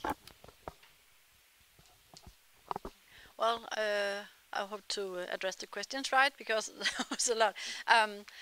Regarding the tail docking, of course, we also work that the animals live under conditions that prevents the tail biting, because you cannot just stop tail docking because it's a multiple problem. You have to, of course, give them outdoor access and give them a lot of place and a proper bedding and rooting material. So all this should come together. Yeah. I'm not quite sure what the question was about our scoring in our label. Could you specify? Yeah. Well, our demands are not in levels. It's one demand, no tail docking, for instance, or we have specific label rules for space, or yeah. So it's not there is no that rating of animal welfare. Is the animal welfare is the consequences of all the measures that you include in the labeling system. I'm not quite sure. I know what. Maybe I don't know if I understand it correct, but I think you ask about whether you make one overall welfare assessment or whether you go to each rule by itself and rating like 1 star, 2 stars. Yeah, no stars, but there are the rules about how the systems should be, how much place and. Yeah, but they also when there's control in the farms, they of course also look at the animals. Are they taken care of? Are they ill? And yeah, so it's indirect parameters and direct parameters in the labeling system, and there is no rating, no scoring. No. This is the application or not. Yeah, it's yes or no. Yeah, yeah. Thomas, you have a question. Yeah, I have a question to. Was it Joseph? Jacob. It's just because the breed you're having is you're having a breeding score. Like, are you going for a new target, or you want to keep the breeds the same way? That was the one question. Like, do we want to just have it constant? This how the pigs look like. We want to have more pigs and all that stuff when we are breeding in Denmark. Then the next was why are there so concentrated the pig production in Italy as to only 4 regions? Is there no farmland in the other regions, or yeah? Yeah, so I start from the second. It is quite easy because there is the flat land, the plain, and so the availability of feed and the presence of dairy sectors. So the way as a byproduct that we can find a lot of dairy farms next to pig farms, and so they co-develop the intensive system in a very, very broad vision. So agriculture, intensive agriculture, silage, and corn for dairy that produce whey. That is a byproduct that can be like valorized for pig intensive systems. So we have villages that have more pigs than inhabitants in Italy. So we have these situations, but you cannot see one pig outside. That's it. And about extensive systems, you could be like the best farmers ever, but you have biodiversity in the herd, for sure. So you try to make all the efforts that can, like a little bit. I don't love the word standardized because it's one of the mistakes that we are trying to do now, and somehow that standardized biodiversity for valorizing biodiversity is something stupid, but we have to take care about that.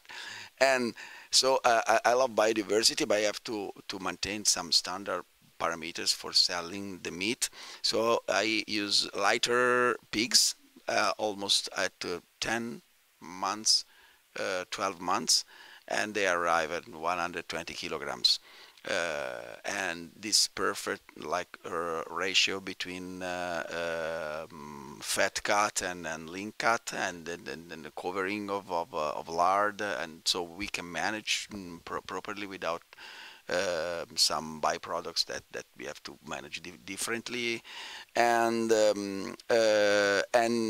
for sure we have great differences in also in age and weight for charcuterie, because too little muscles, ham, shoulders can be more effective, more attract less the consumers. So generally we use heavier pigs for charcuterie and lighter pigs for decreasing the amount of lard over the meat, and for fresh meat. But there are differences, mainly seasonal differences, because when animals have access to outdoor areas in spring and they graze for 3 months grass, for sure the polyunsaturated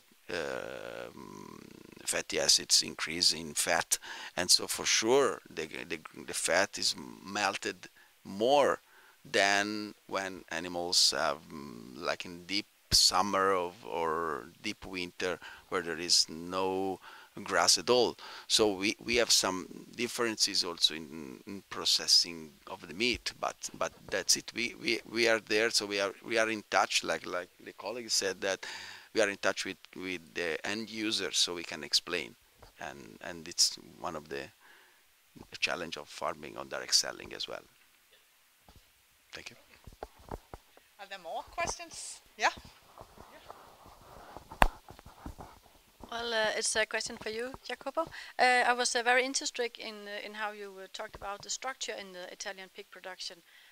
From Denmark, there's exported live pigs for fattening, about 1 million every year to Italy.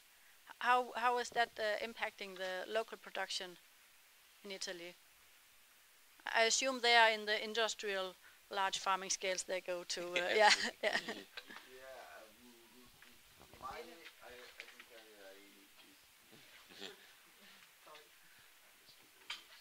And I think me personally do not affect, but they affect my reflections about pig, like the pork meat marketing, and because there is a cognitive dissonance in customer and citizens that live in countryside, that see all the beautiful landscapes and grill pork meat and couple in their minds that everything is local, but instead it's not true, especially for fresh meat, pork fresh meat in Italy. So the import do not affect us, but it's only I spoke with in the journey to arrive here that we are as Italy as a main a country that is famous for food and typical products. One of the things that we are going in the wrongest way as possible is to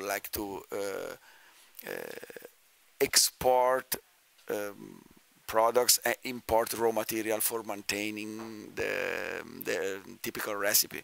So sometimes some typical recipe that you can buy in Italy are not made from local raw material. For example, the bresaola of Valtellina, it comes from, there is a piece of meat that is marinated and then aged, and it comes from meat from the South America, and it's typical product of Italy because it's not a PDO, but it's only certified the aging areas and not the original raw material. But if you eat bresaola, is something that comes in your mind in Italy, the northern part and the Alpine pastures valley, and there is absolutely incredible an ocean of distances between the origin and the expectation. So what you believe is not what it is, and so I think that one of the main challenges is to foster the knowledge of the citizens and customers. Thank you very much. So I think we have to close for now because it's time for lunch. So thank you very much for all the speakers and the good questions. So see you again at 1:30. Yes. And the lunch is... we are taking a hot dog.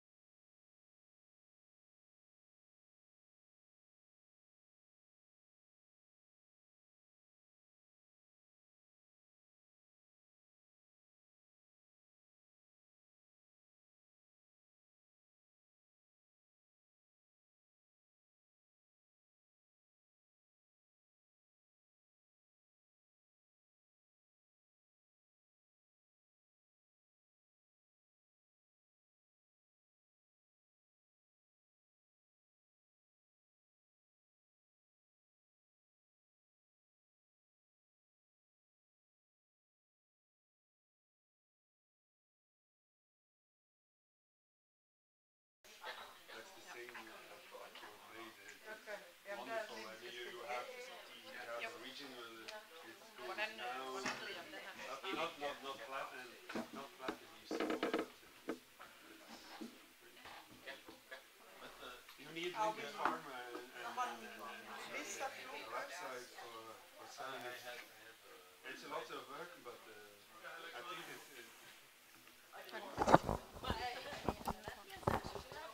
Pause, skal vi nok have slukket lyset.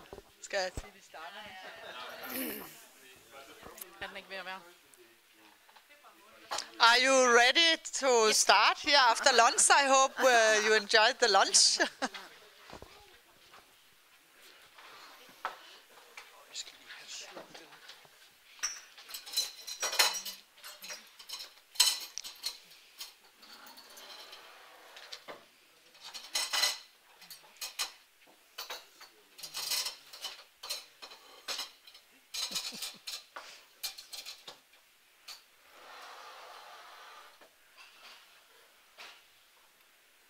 Yes.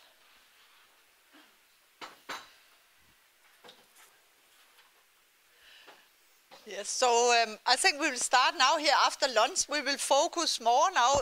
The first part here was more broad and how we sell and buy and brand the meat. So now we will move more into the topic that we have been working with in the PPILOW project, which is about the development of the farrowing hut to increase the robustness of the piglet and reduce piglet mortality. And the first speaker is Pia Vanggaard herself, and she will introduce like what your role has been and what you have been working with. Yes. And once again, welcome to the workshop.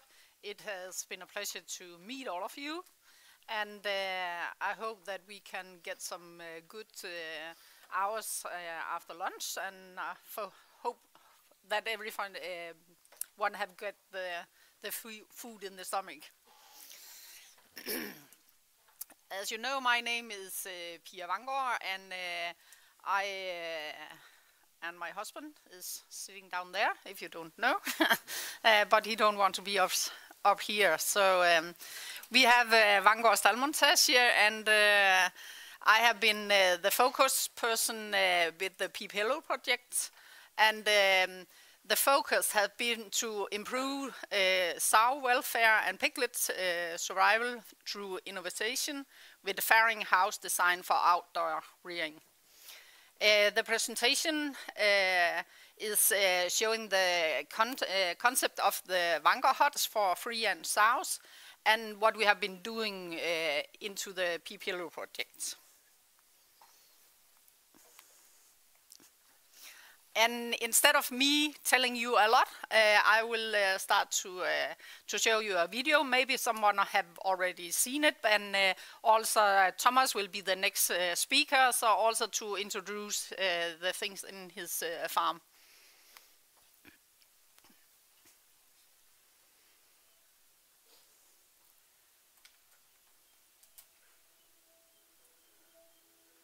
Skal nok have højere lyd, Kasper.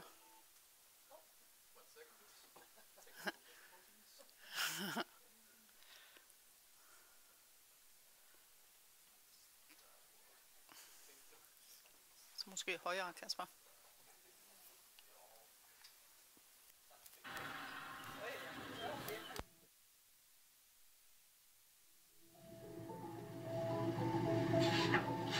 Jeg hedder Thomas Bertram, har Bertrams Landbrug. Jeg har økologisk søer, 130 styks og 30 hektar jord. Jeg har fundet på min farhytter, min fælles farhytter, hvor jeg har plads til 4 søer i. Den har jeg fundet på, dengang jeg gik på landbrugsskole, fordi jeg var ude og se nogle økologiske produktioner med A-hytter. Og det kunne godt gøre smartere, jeg tænkte. Så jeg har sat mig ned og tegnet den her løsning, hvor jeg har mulighed for at fodre den daglige pasning, gør den rigtig hurtigt. Mit navn er Pia Vanggaard. Jeg er projektleder på et projekt inden for Horisont 2020. I 2017 der startede vi med at lave det her udviklingsprojekt sammen med Thomas Bertram. Vi havde en idé om at lave et udendørs koncept til økologisk svineproduktion, hvor at grisen den kunne gå ude fra den blev født og til den blev slagtet. Så da Thomas Bertram i 2017 kom og spurgte, om vi ville være med til at udvikle de her hytter inden for økologi og friland, jamen så sagde jeg ja med det samme, fordi at jeg brænder utrolig meget for det her med økologi, og jeg synes, det har en vigtighed, at dyrene har det godt, når at de er på marken. De vigtigste ting i at have farhytten, det er, at vi kan redde nogle flere grise i grisehjørnet. Vi kan give solen mere plads og mere frihed. Og vi kan have godt arbejdsmiljø, fordi vi kan stå oprejst og komme omkring vores dyr. Og så kan vi være rigtig effektive til at passe vores dyr også.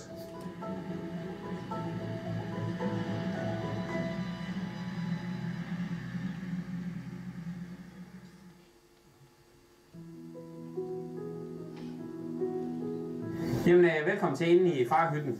Her er vi i Soens sti. Det er ret god plads. Vi har sådan set en trekant, Soen hun bor i. Og det gør, at hun har rigtig meget vendeplads. Så hun har over 2 meter i venderadius her. Op foran Soen, der har vi vandkrybben, og vi har tørfoder til Soen.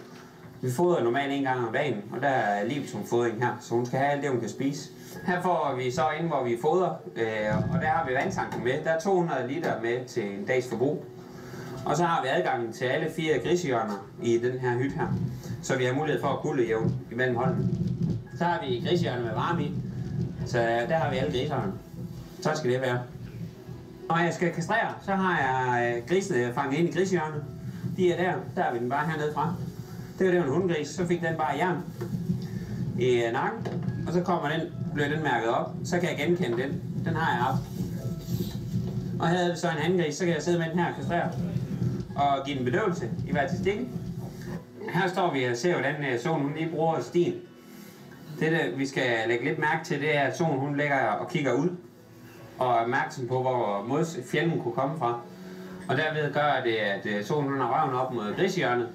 Og når hun så farer hun stort set grisen lige i grisehjørnet. Det er ret vigtige pointe her.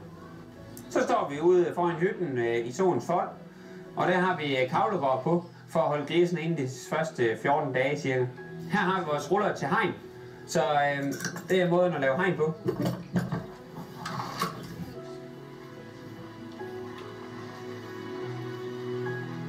Så har vi strøm til hytteren. Jeg har ligesom på en campingplads, man har nogle steder, man kan tage strøm ud. Og så har jeg ellers strøm til enden af den første hytte i rækken, og så har jeg strøm imellem hytterne. Nu står vi ved dørene til hytten, og i dag er den fuldt åben, fordi der er 20 grader næsten. Vi får lynhurtigt hytten varmet op, fordi at, vi har hytten bygget af cellemateriale. Men vi kan lukke ind til hytten, lukke døren, og så er der plastikforhæng for. Og fordi der er åbent til 3 verdenshjørner her, så har vi plastikforhæng for permanent. Så når nu jeg skal ventilere lidt, så enten så åbner min foderlem, eller også åbner min dør hen til. Og så kan vi lukke grisen ind ved at have dør nummer 2.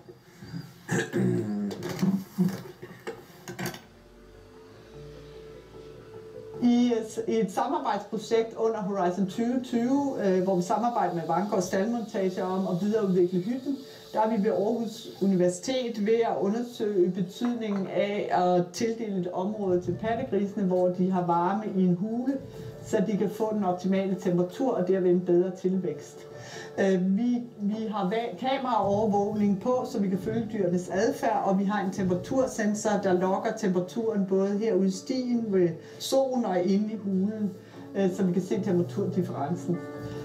Den anden aspekt, vi undersøger, det er, om et pendul i redeområdet kan reducere solens hastighed, hvormed hun lægger sig ned. Der er risiko for, at hun klemmer grisen, hvis hun bare lægger sig fladt ned, og pendulet her er en lille smule stift, så når hun læner sig op af det, så reducerer det hendes bevægelseshastighed, og derved risikoen for at klemme grisen ihjel. Det undersøger vi i stier med og uden pendul. I Danmark, i den økologiske svineproduktion, der skal søerne, når de skal fare og give dige til grisene, så skal de holdes på et stort areal med græs og jord, som I kan se her. Det muliggør, at de kan lave deres naturlige bygningsadfærd, og de kan fouragere, og de kan bevæge sig frit rundt med deres grise. efterhånden som de vokser op. Hytten her, den har så den fordel, at den kan flyttes let, og det muliggør også, at man kan undgå et for stort slitage og for stor miljøbelastning, når græsset begynder at blive slidt af.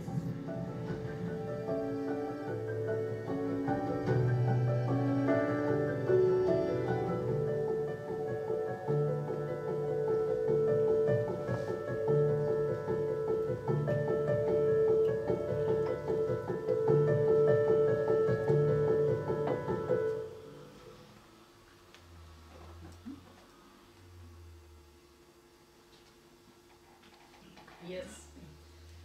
And as you can see on the movie, Thomas' huts are for 4 sows. But my husband and I, we have to assembling the huts in the fields in Italy and France and Belgium. And I'm strong, but not that strong. So if you make it in half pieces, then it was easier to assemble it. So in the EU huts, it's only for 2 sows, but as you can see, it's nearly the same concept. And yeah, so you can see here.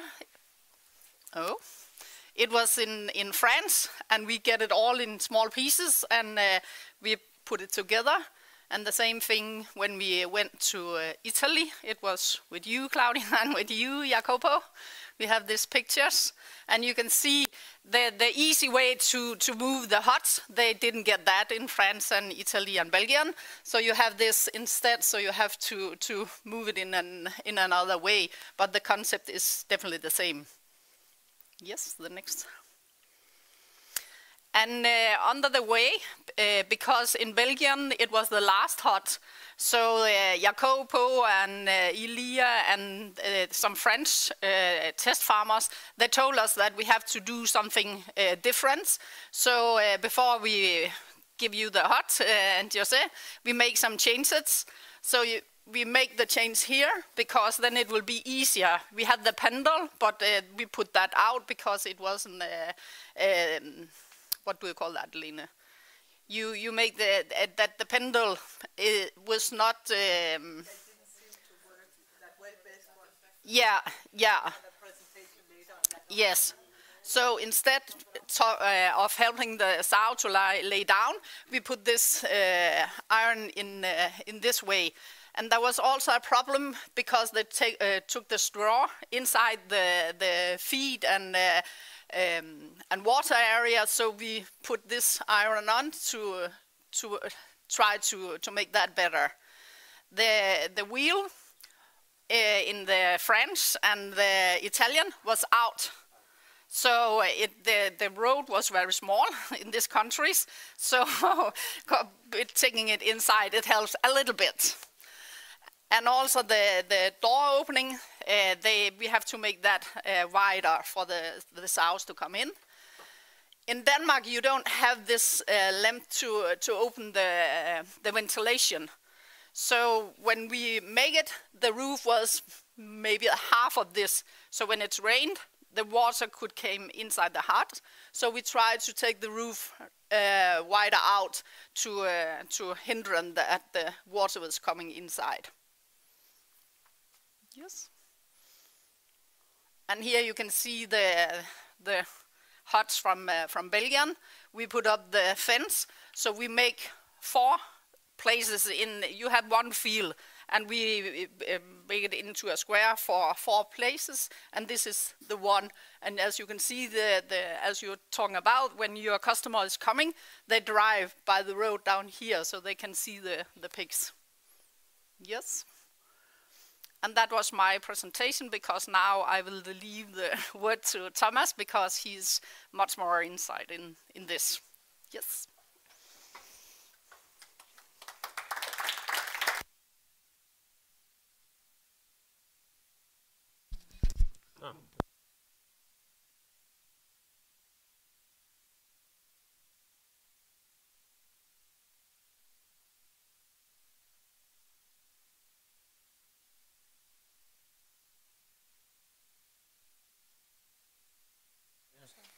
Så kører det. Og det kører også, eller hvad? Og er der lyd på allerede? Ja. Det er dejligt. Hov, nu kommer jeg alt for langt her. Lige tilbage til starten. Yeah, my name is Thomas Bertram. I'm the Danish farmer. And I have these huts and the sow on the field. I have the sows on the field like in a system where I have a 3 weeks weaning eller breeding system. So we have these pictures are from back then when I have 130 sows. So that was 4 huts I had each 4 weeks. But we always start with the smallest pigs when we're feeding. So you go down the line and go to bigger pigs. And then you take the next line. All my huts, they don't stand door to door out to the road because the main wind is always from west here in Denmark, or in this part of Denmark. I think 70% of the wind is from west. So that's the main wind direction.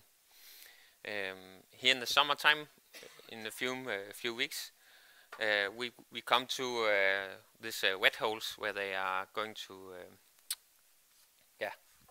temperature regulation. We just drive through the fields and give them that water for that. This is the pigs with the straw. We don't use that much straw in the start. We would like 5-10 meters of straw evened around it. They are in the huts for 1 week before they get the pigs. So the straw she have been nesting in the first week, we bring that straw in the corner, in the pig corner, because then it smells of mom. So when she then gives birth, then it's a naturally safe smelling and safety smell in there. It helps a lot to get the pigs using the pig corner again. Yeah.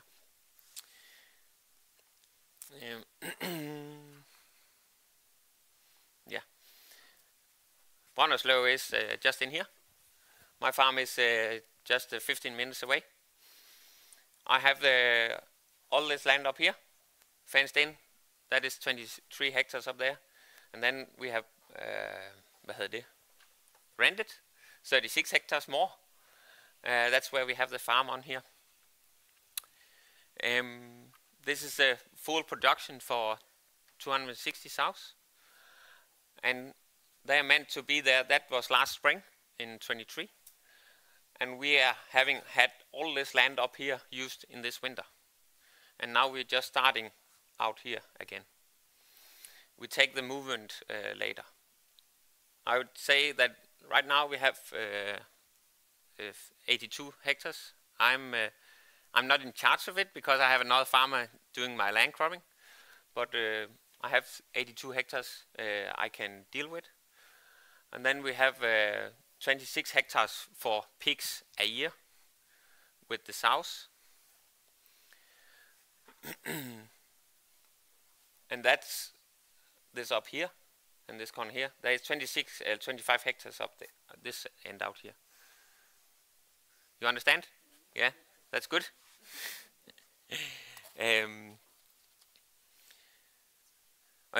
Environment, we are allowed to have sows out on the field when we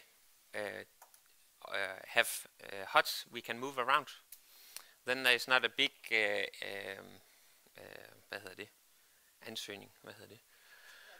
application, yeah, to do the production outside. So it's quite simple to start up as long as I don't have a stable. So it's pretty nice. Then we have,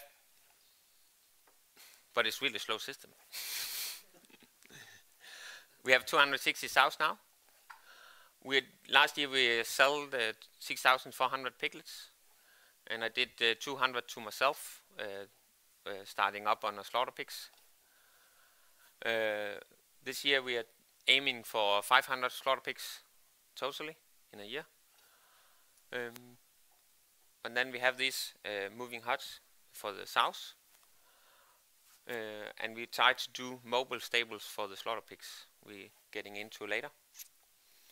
I'm selling all the pigs, the 6,400 there. I'm selling them at weaning, 7 weeks old. Mainly for 3 other farmers.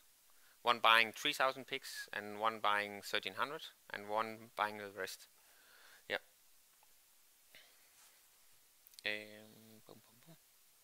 That's the same. The sows go in the row there. When we come to the field today, we are. This is actually a quite old Belgian picture. We are having a driving road in front of the huts. I started up having the hut in the middle of the field, because then I get manured every square meter of the field. I could just make the fence all the way out to the corner. But when it's winter time here in Denmark, it's get that wet, so we cannot pass the fence without keeping it down in the mud. So I stopped doing that, and I have now these. We have that on next picture, and now we have these triangle paddocks on 300 square meters each. This is last spring there. This is early spring, and then we have around here last in May. We did the first cut of grass, and then we have next group of sows on the field. Because we are moving the huts every farrowing to a new land, we are only having the sows to 1/3 of the area I need for the whole year. So 1/3 we're doing the crop in the harvest, and then 1/3 we can do the grass cutting before we are coming with the pigs in the first cut. Yeah.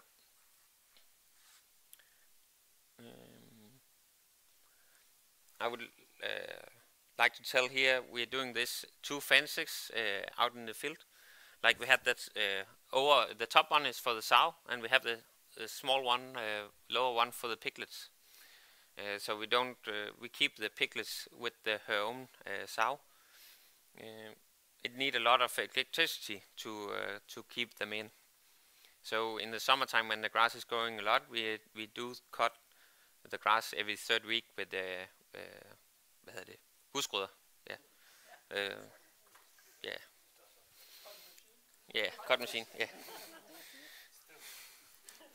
To do this, move around all the time. To get the electricity around, we have this fence. Maybe I took a good picture. Yeah, we have this fence all the way around. On my old, when I started, I had 2.7 kilometers of this fence all the way around, and when I rented this 36 hectares more, we did 3.1 kilometers more. We have this fence to keep the pigs in and keep the foxes and other animals out on 4 legs, I think. On the outside, there is 3 electric hot wires for the foxes. If they try to dig under, they get electric shot. If they try to jump, they get it too. Inside, I had also 1 hot wire, and that's all the way around for my electric fence for the pigs. And that's the way I can, when I do a new row of farrowing huts, I just hook on to that electric cord out here in that fence. And then I have my new fence all the way around on the same units. Because we cannot have 1 unit for 1 row, because then if we make a mistake and put the fence together, then we crash one of them. So instead I put them together, and these 2, they take the outside for the foxes, and the other 2 take the one for the pigs. And then I had an app on my phone. I can, as some light for your home, I can turn them on my phone, on and off. So if now I crash my fence out in the field, I can turn on and off where I'm standing. Some electric fences you can get adapter, so you can put on the fence and turn on and put and off. But when I have this many kilometers of fence, you often don't have the good enough contact to reach into the units. Yeah. That's my experience. And you don't want to stand there and get shot. It's not fun. Yeah. We try to keep it above 4,000 volts in the fence to keep the pigs in. To drive with the tractors in the fields, we also do have this just the water hose underneath the tractors. That allowed us to, if the wheel get over the wheel, we just drive down the fence and we can go in the field. And you don't catch on screws and then everything. That's the way to do it. Really simple. Yeah.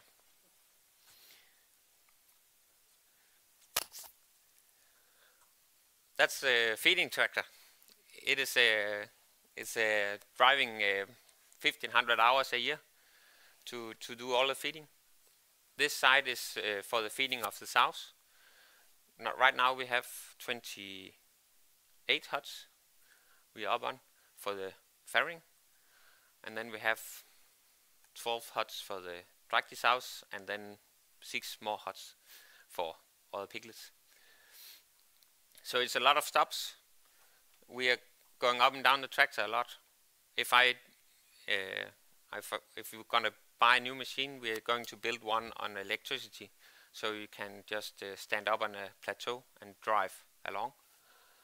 And then we need another feeding system. So we, when you know you're buying 36 tons of feed every third week, and you know the half of it has been for the sows with the small pigs, you have carried a lot of tons of feed in your hand. We have put it up there because then we don't need to lift it. We can just bring it around and into the hut. We don't need to lift it. That's a good thing. And we bring the water out with us, so we don't need to put water hoses on the ground. And the water is always fresh in the wagon, and it's always cold too. That's also a good plus. Because we have the water in the hut, we don't get algae in the water tank. And the water tank is also not light, it's a blue one. So the algae is not growing good inside it. Some of the organics farmers in Denmark, they put water hoses out on the ground and they have a water trough. But the sun is on them all the summer here, so the sows actually need to drink warm water when it's the summertime. Yeah. And we're discussing, is it good or is it bad? It's not right. Yeah. When we're around in the groups. Up here in this line there is normally standing a bale. So we have the straw, the feed, and the feed for the small pigs right where we're standing. So we can do everything at one stop. That's the important thing here. Like we do one stop, take care of 4 sows and all the little ones, and then we go on. Yeah. And then the good thing about it is like you give feed, and the sows say when you are coming, that's a good thing. So then we can go in and take care of the pigs without getting pushed out always. Sometimes we have an angry sow when she has been farrowing, but it's really not often. And we have Topping Nordsvin as a TN70s sows, and we inseminate with the Dane breed Duroc. Yeah. The moving around the huts. In the front end, we have these iron plates with hooks on, and there's also a hook in the bottom. So I can go to the end of the hut, and I have this machine we see tomorrow. I can swing on wheels underneath, and I put down the hut on the wheel axle. And then I go to the other end here and lift it up, and I can drive it as was it a wagon. I have this telescope laser loader, and you just lift it that high so you can see the wheels in the other end. Then you know where you are. That way you can also push it if you want. So it gives a little bit more a variety of, a little easier to move. Yeah. When I move this hut for 2 sows, it's hard to see with around the corners with the tractor. I can feel that I'm used to just lift it up and I can see where I am. Yeah.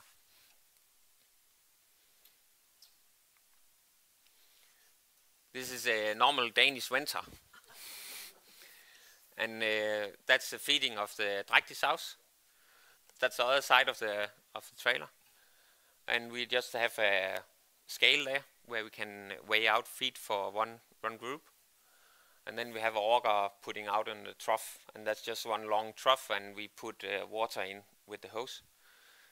In the summertime, we use the same water hose for the holes, cooling holes for the house. Yeah. We use only these wet areas for Drægtigshaus. We try not to have flaring there in the winter time. This spring we have been bogged as last week, because last Monday we were bogged in mud because it has been really late spring this year, and we try to use this lower area in the summertime. So it has been a hard start this season. Yeah. Then I got into a new stuff. That's the slaughter pigs. We are trying to do 500 slaughter pigs a year,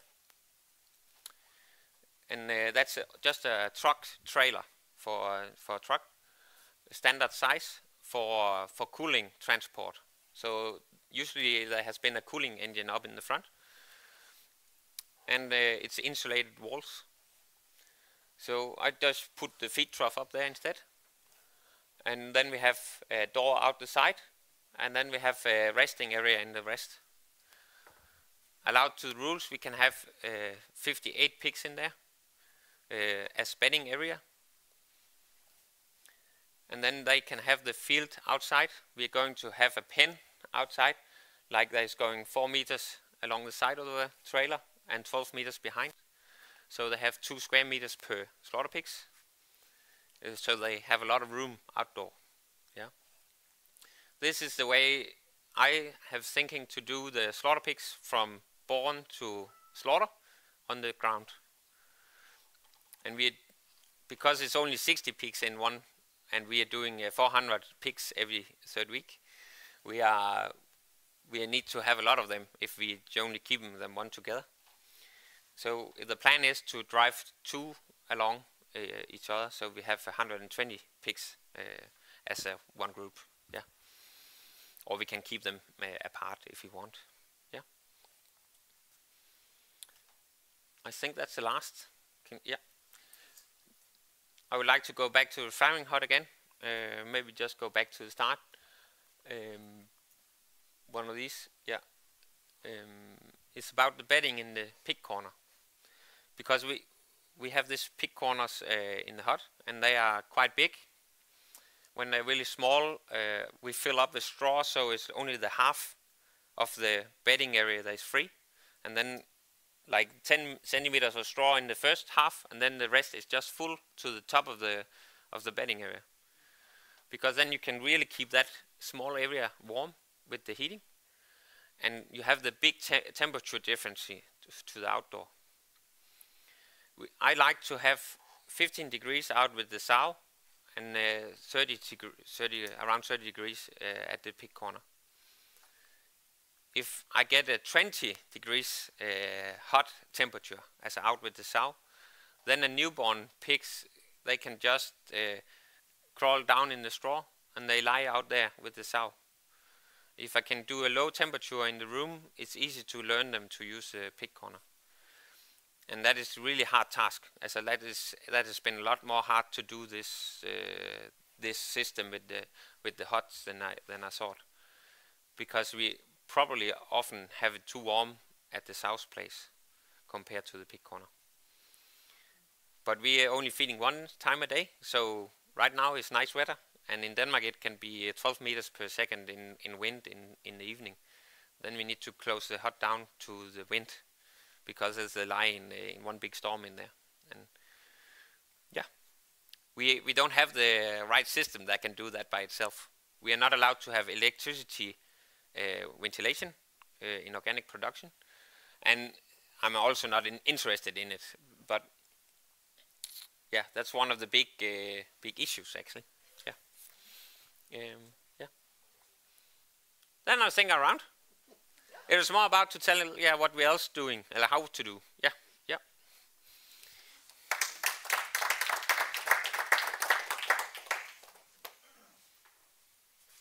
Thank you very much, Thomas. That was nice to see and hear how you have worked with the hut.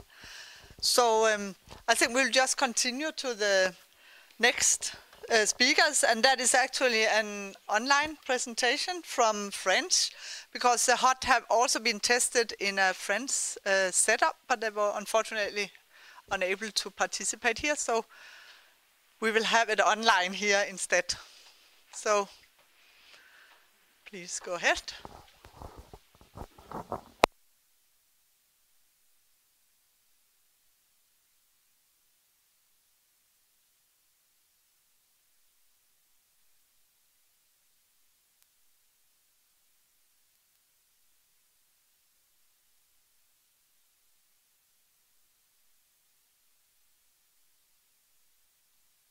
Myself from INRAE and ETAB, and with the help and the participation of 2 farmers.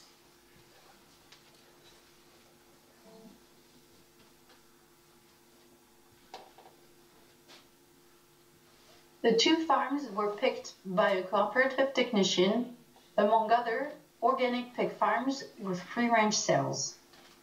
The 2 farms volunteered to take part in the testing, and there are 90 and 50 cells total on each farm. The 2 farms are located between Nantes and Bordeaux, close to the Atlantic coast. You can see them on the green dots on the map. You have to understand the economic situation in which this testing took place. This economic situation has been bad for organic pig farming over the last year. The huts arrived on the farms in June 2022, and at last, the climate is oceanic. The temperatures go from -3 to +38 degrees in the summer. And we've been through a very wet 2023 winter. The soil is clay or clay plus limestone. Farm 1 has 90 cells total. It used to have 130, but because of the economic situation of organic pig farming in France, it had to reduce its herd. The surface of the farm is 285 hectares, and 3 partners work on the farm and are helped by an employee who is there for a quarter of a full time. The second farm has 50 cells total and an additional 250 ewes.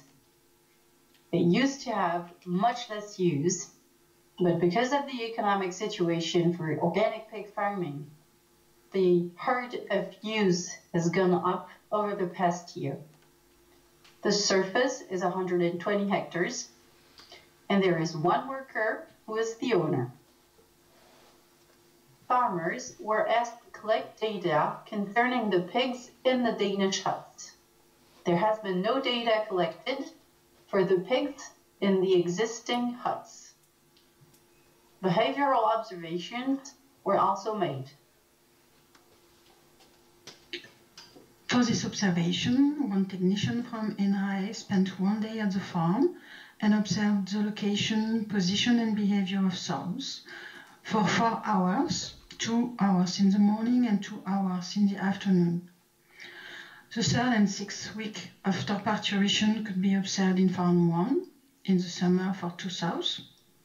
Unfortunately, some observations had to be cancelled because the farmer did not use the hut for every batch. And the 1st and 4th week after parturition in farm 2 could be observed in summer for 2 sows and in winter for 3 sows. Let's now see the analysis of the data collected by the farmers. On this first slide, you see the results of the unfolding of farrowing on farm 1 on the left and farm 2 on the right. In blue color, you have the percentage of farrowing that went normal. In red, the farrowing that was long but went well, and in green is represented some farrowing that was problematic. As you can see, there is only 20% of the farrowing that was problematic on each farm. Here you can see the vitality of piglets when they were born on farm 1 and farm 2.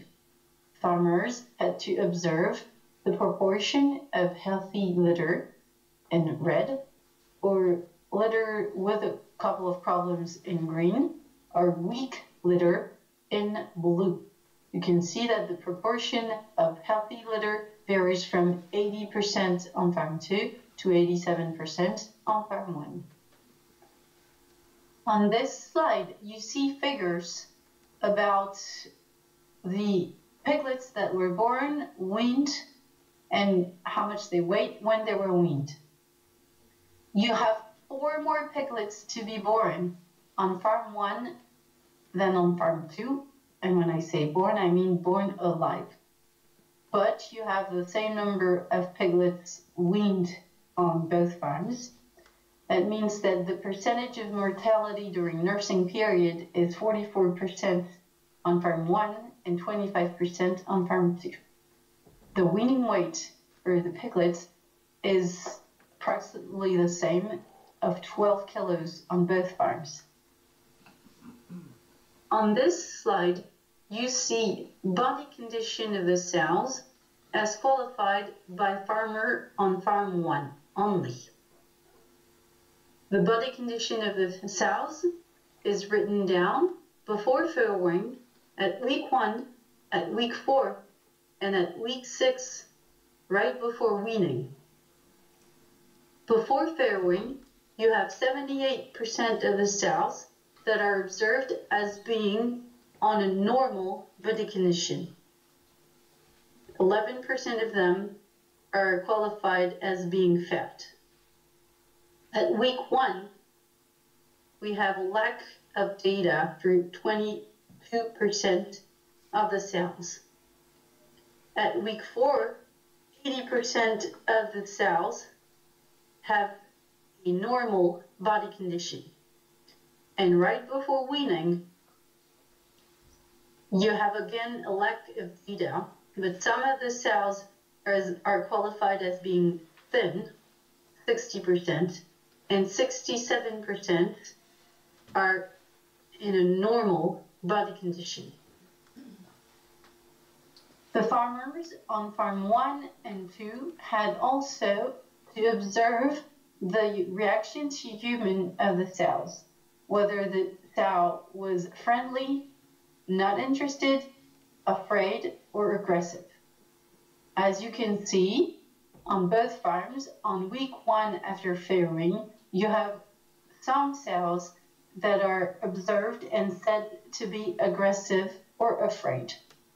And as we go towards weaning, there are less sows that are either one. They're rather friendly or not interested.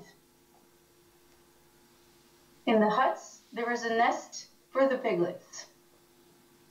The farmers had to write down whether the nest was used not at all, or a little, or all the times.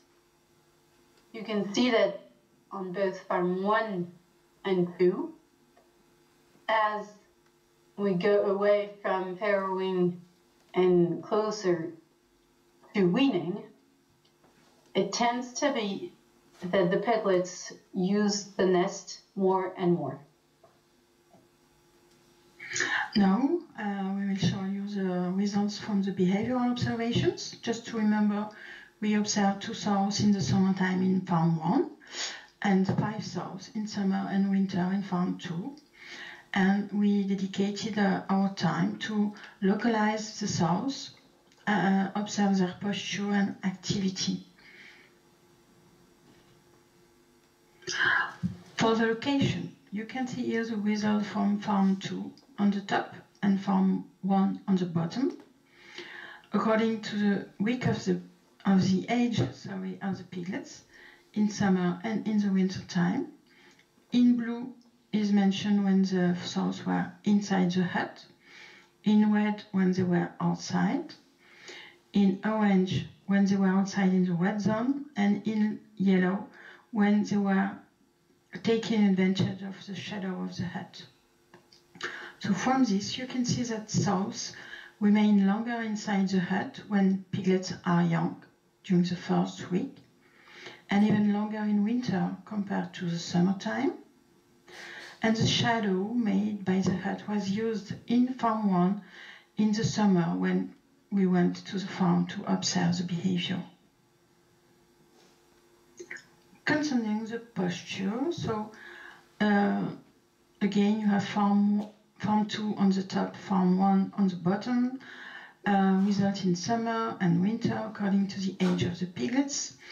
We observe if the sow was lying, sitting or standing. And you can see here on the graph that when the piglets were younger, the sows remain longer lying, either on the belly or on the side, but preferably on the side, which is actually normal at this period. And they were more observed standing at when the piglets were older. For the activity in farm 1, we could observe sows in the summer when piglets were 3 weeks old or 6 weeks old. And you can see in green that the sows were observed more time resting when piglets were older. They also grazed more and eat more. So more activity when piglets get older. And they were observed more grazing, eating and exploring the environment.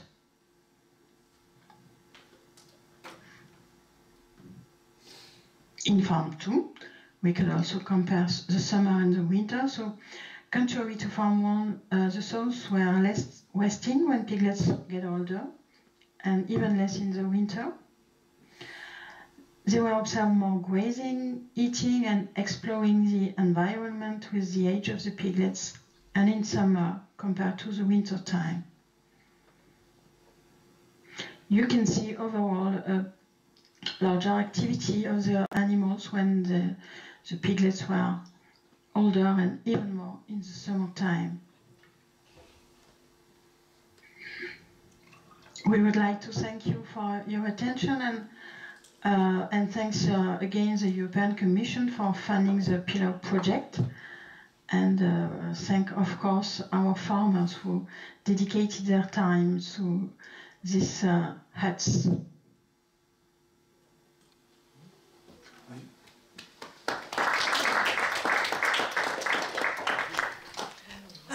Yes, thank you very much from France. And now we go to the Belgium. José and Katie, Lien, I don't know who will present, or you both. You share it again.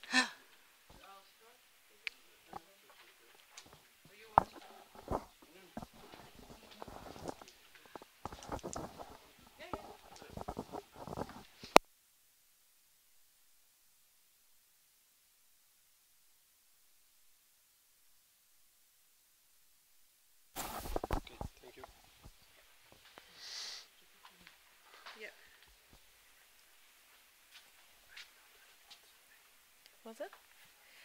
Nee, ik weet niet wat er nu gebeurt. Ik zal bij je komen staan. En dat bakje. Ja.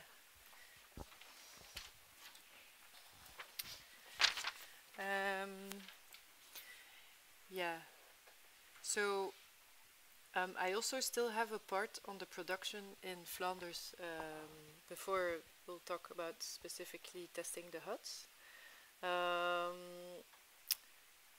Yeah, so as I said before, mostly it's intensive production, indoor, on the concrete, like here. And there's 5 to 6 principal, like, main producers of organic pig production. And so, because it was allowed in Flanders to do it on concrete like this, because there is very few land available for historically for pig farming. Otherwise, it would not have been possible to do organic farming in Flanders on a big scale. And so, yeah, here are some numbers just to show what the organic is representing compared to the total production of pigs in Flanders. So there's they always say there's more pigs in Flanders than there are people, and the organic is very small compared to the conventional. And we saw, but these are numbers from 2022 are the latest numbers available of production, and we see that there's a big increase in pig production in organic, and actually in total it went down. But this is because it was after the COVID crisis. So in COVID, actually the demand for organic went up a lot. But of course, if you so the production was increased as well, but it was a bit of delay.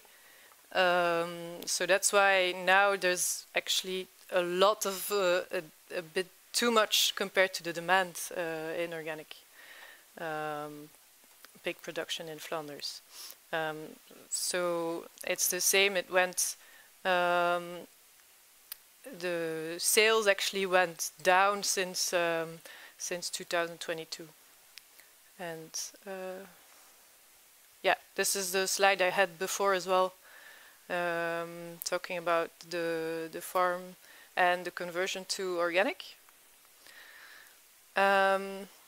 So the testing of the hut. Maybe you can explain.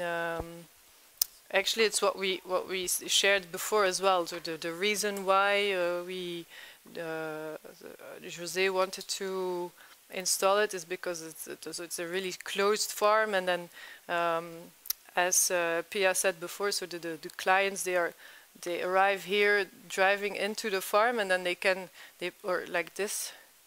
Like this. Yeah, here on the fence, you see here the fence, and so they can see the pigs. And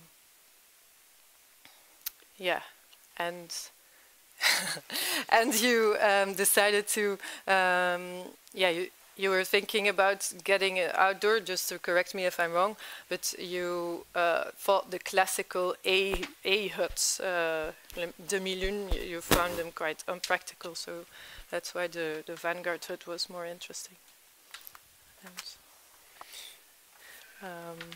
So just the disadvantages. Yes, the problem was the sows at the farm are not on concrete, and the first time they go on the grass, they went through the electricity. They gave a shock, and it was it still has it's still a problem, and I don't have the solution yet, but it's a habit. Yeah, it must be a habit for the sows to have the electric fence. That's the hard one.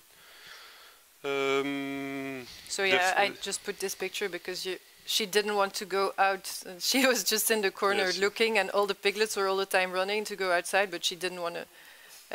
She was just sitting there. Yeah, she's just sitting there. But it also depends on the character of the yes, show. Yes, yes. But at the last week she comes out. The small piglets are running to the grass, and she is also curious. And then I weaning, and she goes inside the building. And then I also put this picture because you can see that because she was so afraid, there was another fence added here. Yeah. There was already, here you can see that there was already a first one around for the biosecurity regulations. They have to have a double fence, even though there's no wild boars in this area, but there are deer. But then because she was so afraid, and she all the time went through the electrical fence, a third fence was put around the pen area of the. A double net, and one net and a second net, and then electricity, and she broke everything down. Yes. Yeah. For filling up the water, I took a water hose here, and because it was on the corner of the prairie. Yeah. Inside. I took under the ground water hose, and then I pull it out 30 meters and I'm filling it up. So you are carrying the feed and the water, because the difference is that inside the stables, of course, it's automated. The feeding is automated in the stables, and here he has to carry it. But since it's just one hut, it's not really a problem. And the fencing had to be adapted. And then the positive sides. There are big piglets. I don't need to with iron injection. It's not needed, and they are eating very good with the saw. That's a very positive for growing up the small ones. And the saw, I think it's more natural behavior for when they, I don't know, when they give birth. When they give birth, it's a natural behavior. She's more calmer than inside. Inside, she has also the place, but it's different. She see the outdoor, and I think she's calmer. My experience. Yeah, and so because the piglets, they eat with the sow, it's particular in the huts, if I understood it well, that they can eat with the sow more easily, which means that the feed, they have, when they wean, they have less problem with diarrhea, because they already have more substantial feed. And there was not really a problem with temperature, even though there was some freezing temperatures during this winter, but not a lot. It's just that you orientate the entrance of the hut, but I think Thomas also said this, so more to the east, so that there's the wind doesn't cool down the hut as much. And you think the moving is quite easy. Also, the hut was installed more to the end of the project, so it was only last year, in October 2023. Yeah. Which means that we don't have all the measurements like they have in France. Also, because the half October, the rain season begins. Oh yeah, there was a big problem with flooding. We have 900 liters water in 4 months, and I live near the creek. And the creek overflowed, and I evacuate the pigs. The hut comes into the water, and it was terrible. Floating. It was terrible. And I just have, I put on one quote by yourself, which is that if you would have known that these huts existed back when you started with organic, then you would have worked with these from the beginning and not have done all the investments to change the indoor farm. Yeah, so the stables are very expensive, and it has also disadvantages on a stable, and because it's organic, that's really organic. In a stable, it's also organic, but it's not the same. So Oh yeah, it's a little video. Yeah, I think the sound is mostly wind, but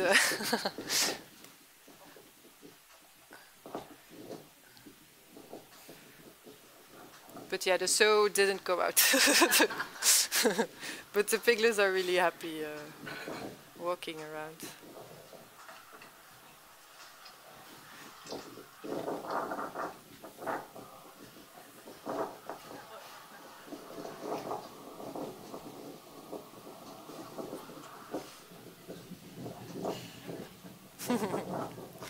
Yeah, happy piglets. Oh. Yeah. Well, the sow goes out the first meter and then grabs. It's all. Yeah. So, thank you. No ring in the nose there, because you have pretty much grass there compared to the weeks. But the sow is not going out. It is the sow he plow the grass in. Okay. That's the problem. The small piglets don't. They eat the grass, but not so bad. Not so. But yeah, the nose ring is not allowed in Flanders. No, but the next group we had out, they were just black field from the first week. At the south they did a black dirt. Yeah, and the other sows before this, yeah, that was totally damaged. Yeah. Totally. Yeah, that's another part of the meadow that you can't see in the video. Yeah. Okay. Thank you. That's all. Yes.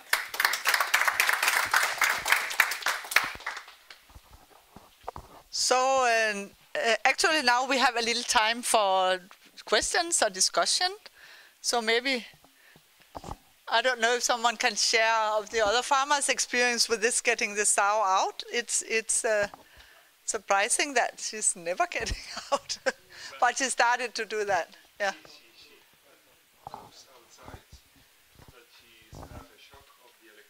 Yeah, and then she don't dare. Sorry, you also had to talk. Sorry. She goes outside, but she has a shock of the electricity, and she doesn't run backwards. She runs forwards, and that's the problem. Once in one shock on 2 seconds, there's 2 wires, and she put the nose between, and the wire gives a shock, and she runs forward, and after 2 seconds they give the shock on the back, and that's the problem. Maybe I think for a wire in the sauce on the concrete, I took 2 wires on electricity for used to it, or I think I make a prairie for all the sows who are pregnant. Yeah. That's possibly the solution. Thomas, I don't know. Sorry, Thomas. Maybe you could share some experience because you also train the young ones, don't you? Or they learn it from. Oh yeah. From birth, or what? Yeah.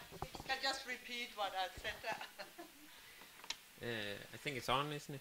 Where was the light? Yeah. I think it's on, isn't it? Yeah. We hear it soon, if it isn't. I buy my gills when they are quite small, and my gills are bought in organic, so they are used to the fence from their birth. So it's not a big issue for me to learn them the electric fence. But when I started my organic farm back in 2017, I did a training pen for them, and we discussed it in lunch break. Just a small pen, really small, and I put up bales in front of the pen, so the escape route for the pigs was not keep going through the fence; it was going backwards. So that was the way I did it, and you probably have a room between the buildings, and you could put them there for 1 day or so, and have an electric fence to the outdoor. And it would be a really small piece you need to learn them in. Yeah, it's not that. I think it's because they are sow and they're really big, and they they had a bad experience. Yeah. Yeah. That was so there. Well, Well, two things. First of all, I think pigs they have very difficult to see the line with the electricity. If it's too close, it's like if you have a small string, you can see through it. So then they don't know if it's here or there. So if you have a training thing, you might need to put up something like a wooden thing or whatever so they can see it.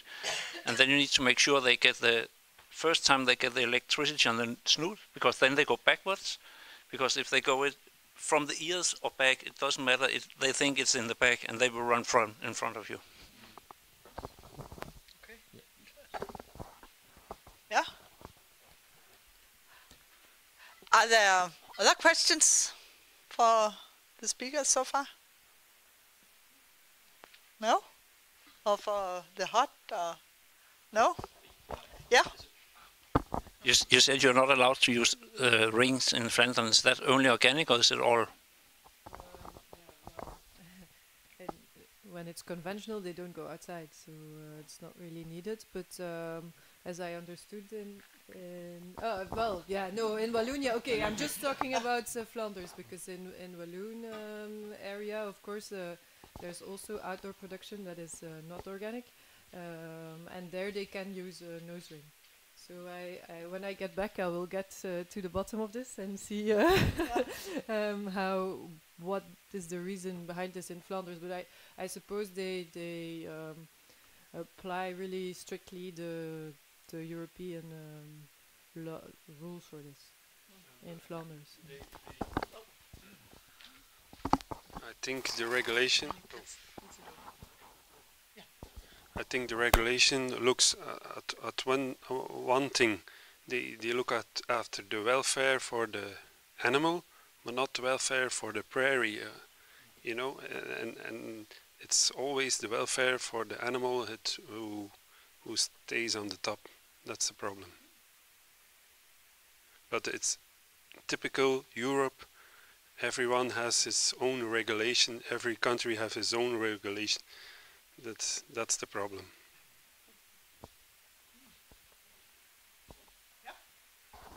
Are there more questions? Because otherwise you will have your coffee break now, right? So maybe that is needed. And then we have a break, and then a new round of presentations. Yeah, so yeah, we have the coffee break until 3 o'clock it is. Yeah, so 20 minutes. You could take a walk outside in the cold sunshine.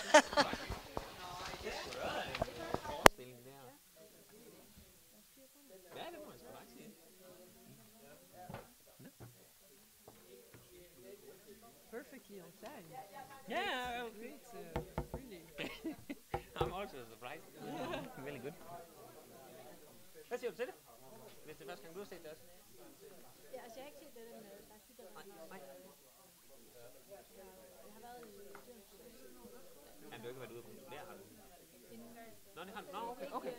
Jeg har været i Dyrenes Beskyttelse cirka 2 år, og så inden der har jeg arbejdet i Fødevaretilsynet. Nå, Fødevaretilsynet. Så jeg har Jeg laver deres kontroller, så. Ja, altså lovgivningskontroller, ikke? Ja. Så også rigtig meget med svinebesætninger. Men mest i de konventionelle. Ja, det fylder bare. Det er dem, der er flest af. Altså det er sådan en hyggelig dag, så man får lov til noget, som man en gang imellem, ikke? Men det meste er de andre, ikke? Arbejde med sundhed. Ja. Ja, jamen der er det jo også. Når man sådan kører 100%, så er der ikke ret mange økologer, sådan er det jo bare, ikke? Nej. Ja. Jamen, det er også tænkt også på, det er ikke jer, der laver i kontrollen jo. Altså, det er jo udlisteret. Ja. Det er dem, det er jo ikke jer, der gør det. Men hvis de er ude til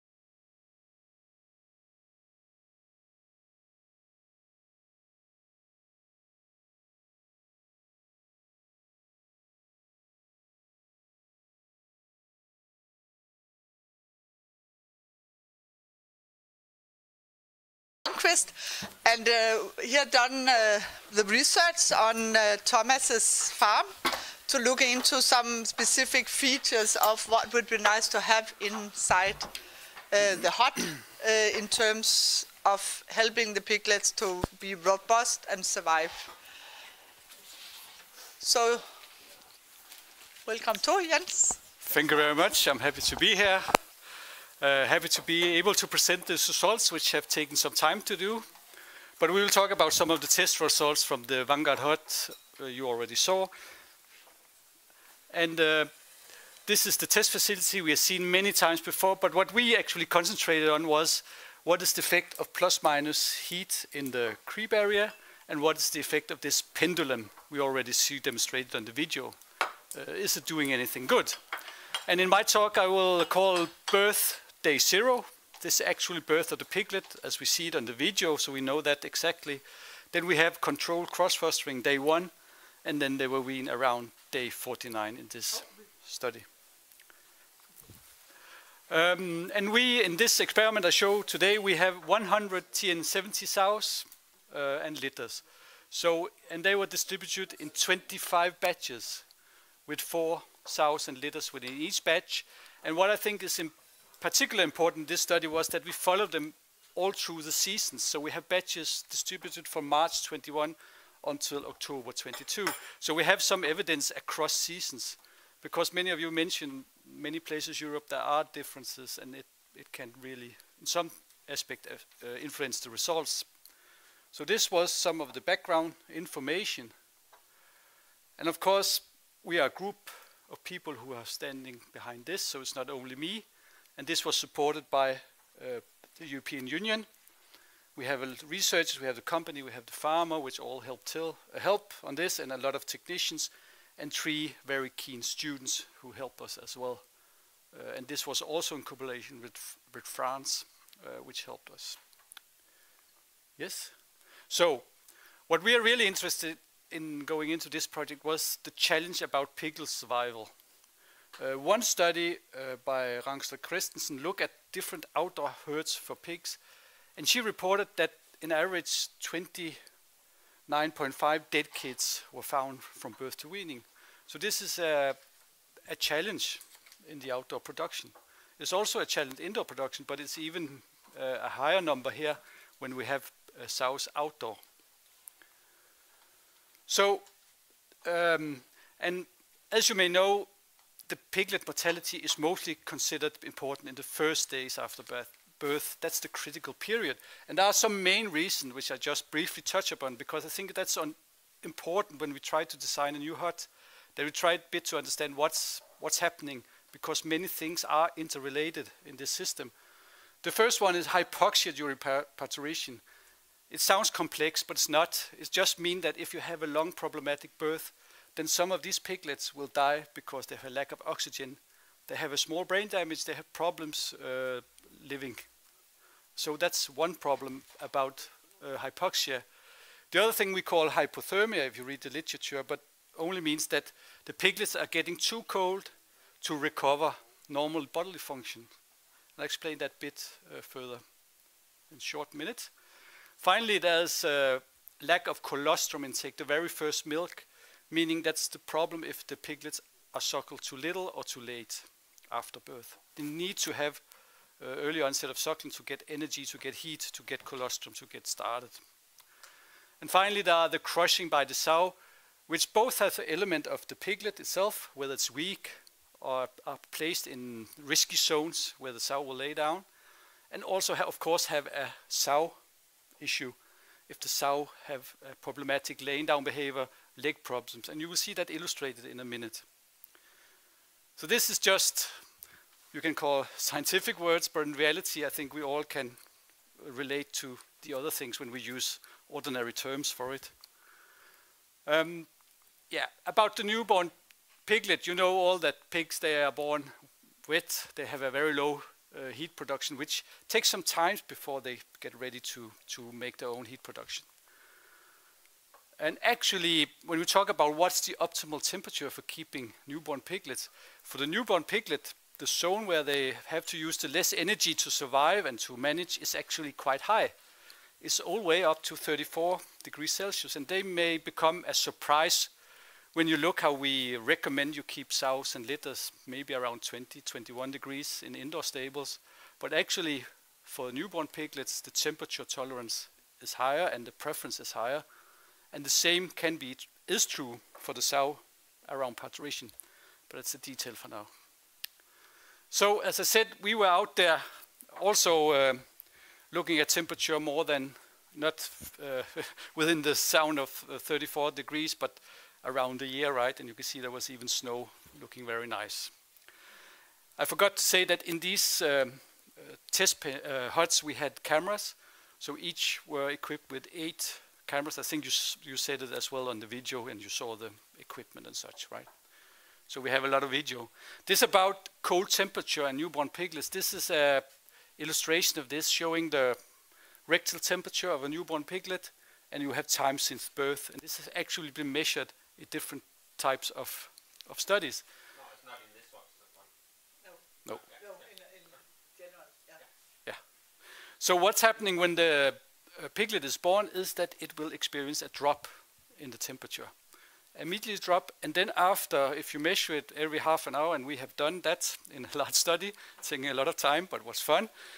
But after 2 to 4 hours, it should get up again. This is indoor at 20 degrees Celsius. Some of these piglets, however, will get below, I think it's around 33, 32 degrees of Celsius, and they will never recover. It's too hard for them to go back. And some of these piglets are the piglets you see get crushed by the sow. They cannot move. They are hard to compete with the competition in litter. This is a theoretical figure I just made for ease, but we have actually also data where we have measured that. And we can see that some of the dead piglets are just dropping below. They are the red curve. Yes.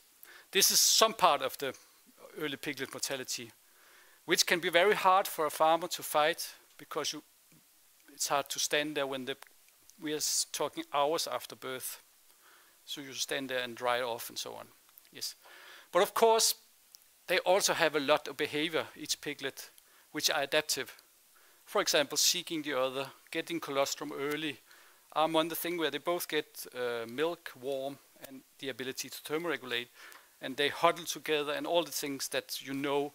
They communicate with the mother. They make synchronized lactations period after some time. So there's a lot of behavior in these animals if they are allowed to do it, which can fight this challenge, right? Yes. What we have done indoor, and this is just to explain some of the background, is to see how to deal with this early piglet mortality and thermal challenge indoor. These are loose house sows, and half of these pens were equipped with heating in the floor and the other half were not. It was a study we did some years ago. And what we found was if we turn on floor heating, we saw a less drop in temperature in these piglets when we measure it. We saw an early onset of suckling, and we could actually measure a reduced piglet mortality. So in this study we had 1.4 per liter dead piglet with heated. We cannot avoid everything, but it was higher in the control ones. Yeah. And that was even at when they are kept in a stable temperature of 21 degrees. And of course, but nobody knows what out in these huts with all the fluctuations you have in thermal challenges. Yes. And the first 3 we try to address in this study, or the first 2, we try to address by using the heated piglet creep area. The other one about crushing of the sow, we try to test by using the pendulum you saw in the video to assist sows in a line down to avoid this kind of problematic crashing down and rolling around and then crushing the piglets. And you have already seen this, so I will go a bit quicker. You already seen this as well, so I go on. How we design it is to keep everything constant. Each hut had 4 pens, you know that. And we have all treatments within each hut. So in pen 1 you have like a control with nothing of the resources we tested. The other one we have heater creep in one of them, but no pendulum. And pen 3 you have pendulum, no heat. And then you have a pen which have both resources, both the pendulum and the heat in the creep area. That was the two factors. This was then repeated 25 times over 2 years, so we ended up with 100 sows in total. This may seem, it is a large number of sows when you look at the behavior, but if we were going to test for mortality, we could have used even more, because the variation in mortality and survival is much variable. So in real world, we would like to have even more if we have to look into mortality. But I give you the results and you can judge yourself. So what I will concentrate on today is how do the sow use the pendulum, how do the piglets use the creep area, and what are the results on survival and growth from birth to weaning. First, the pendulum.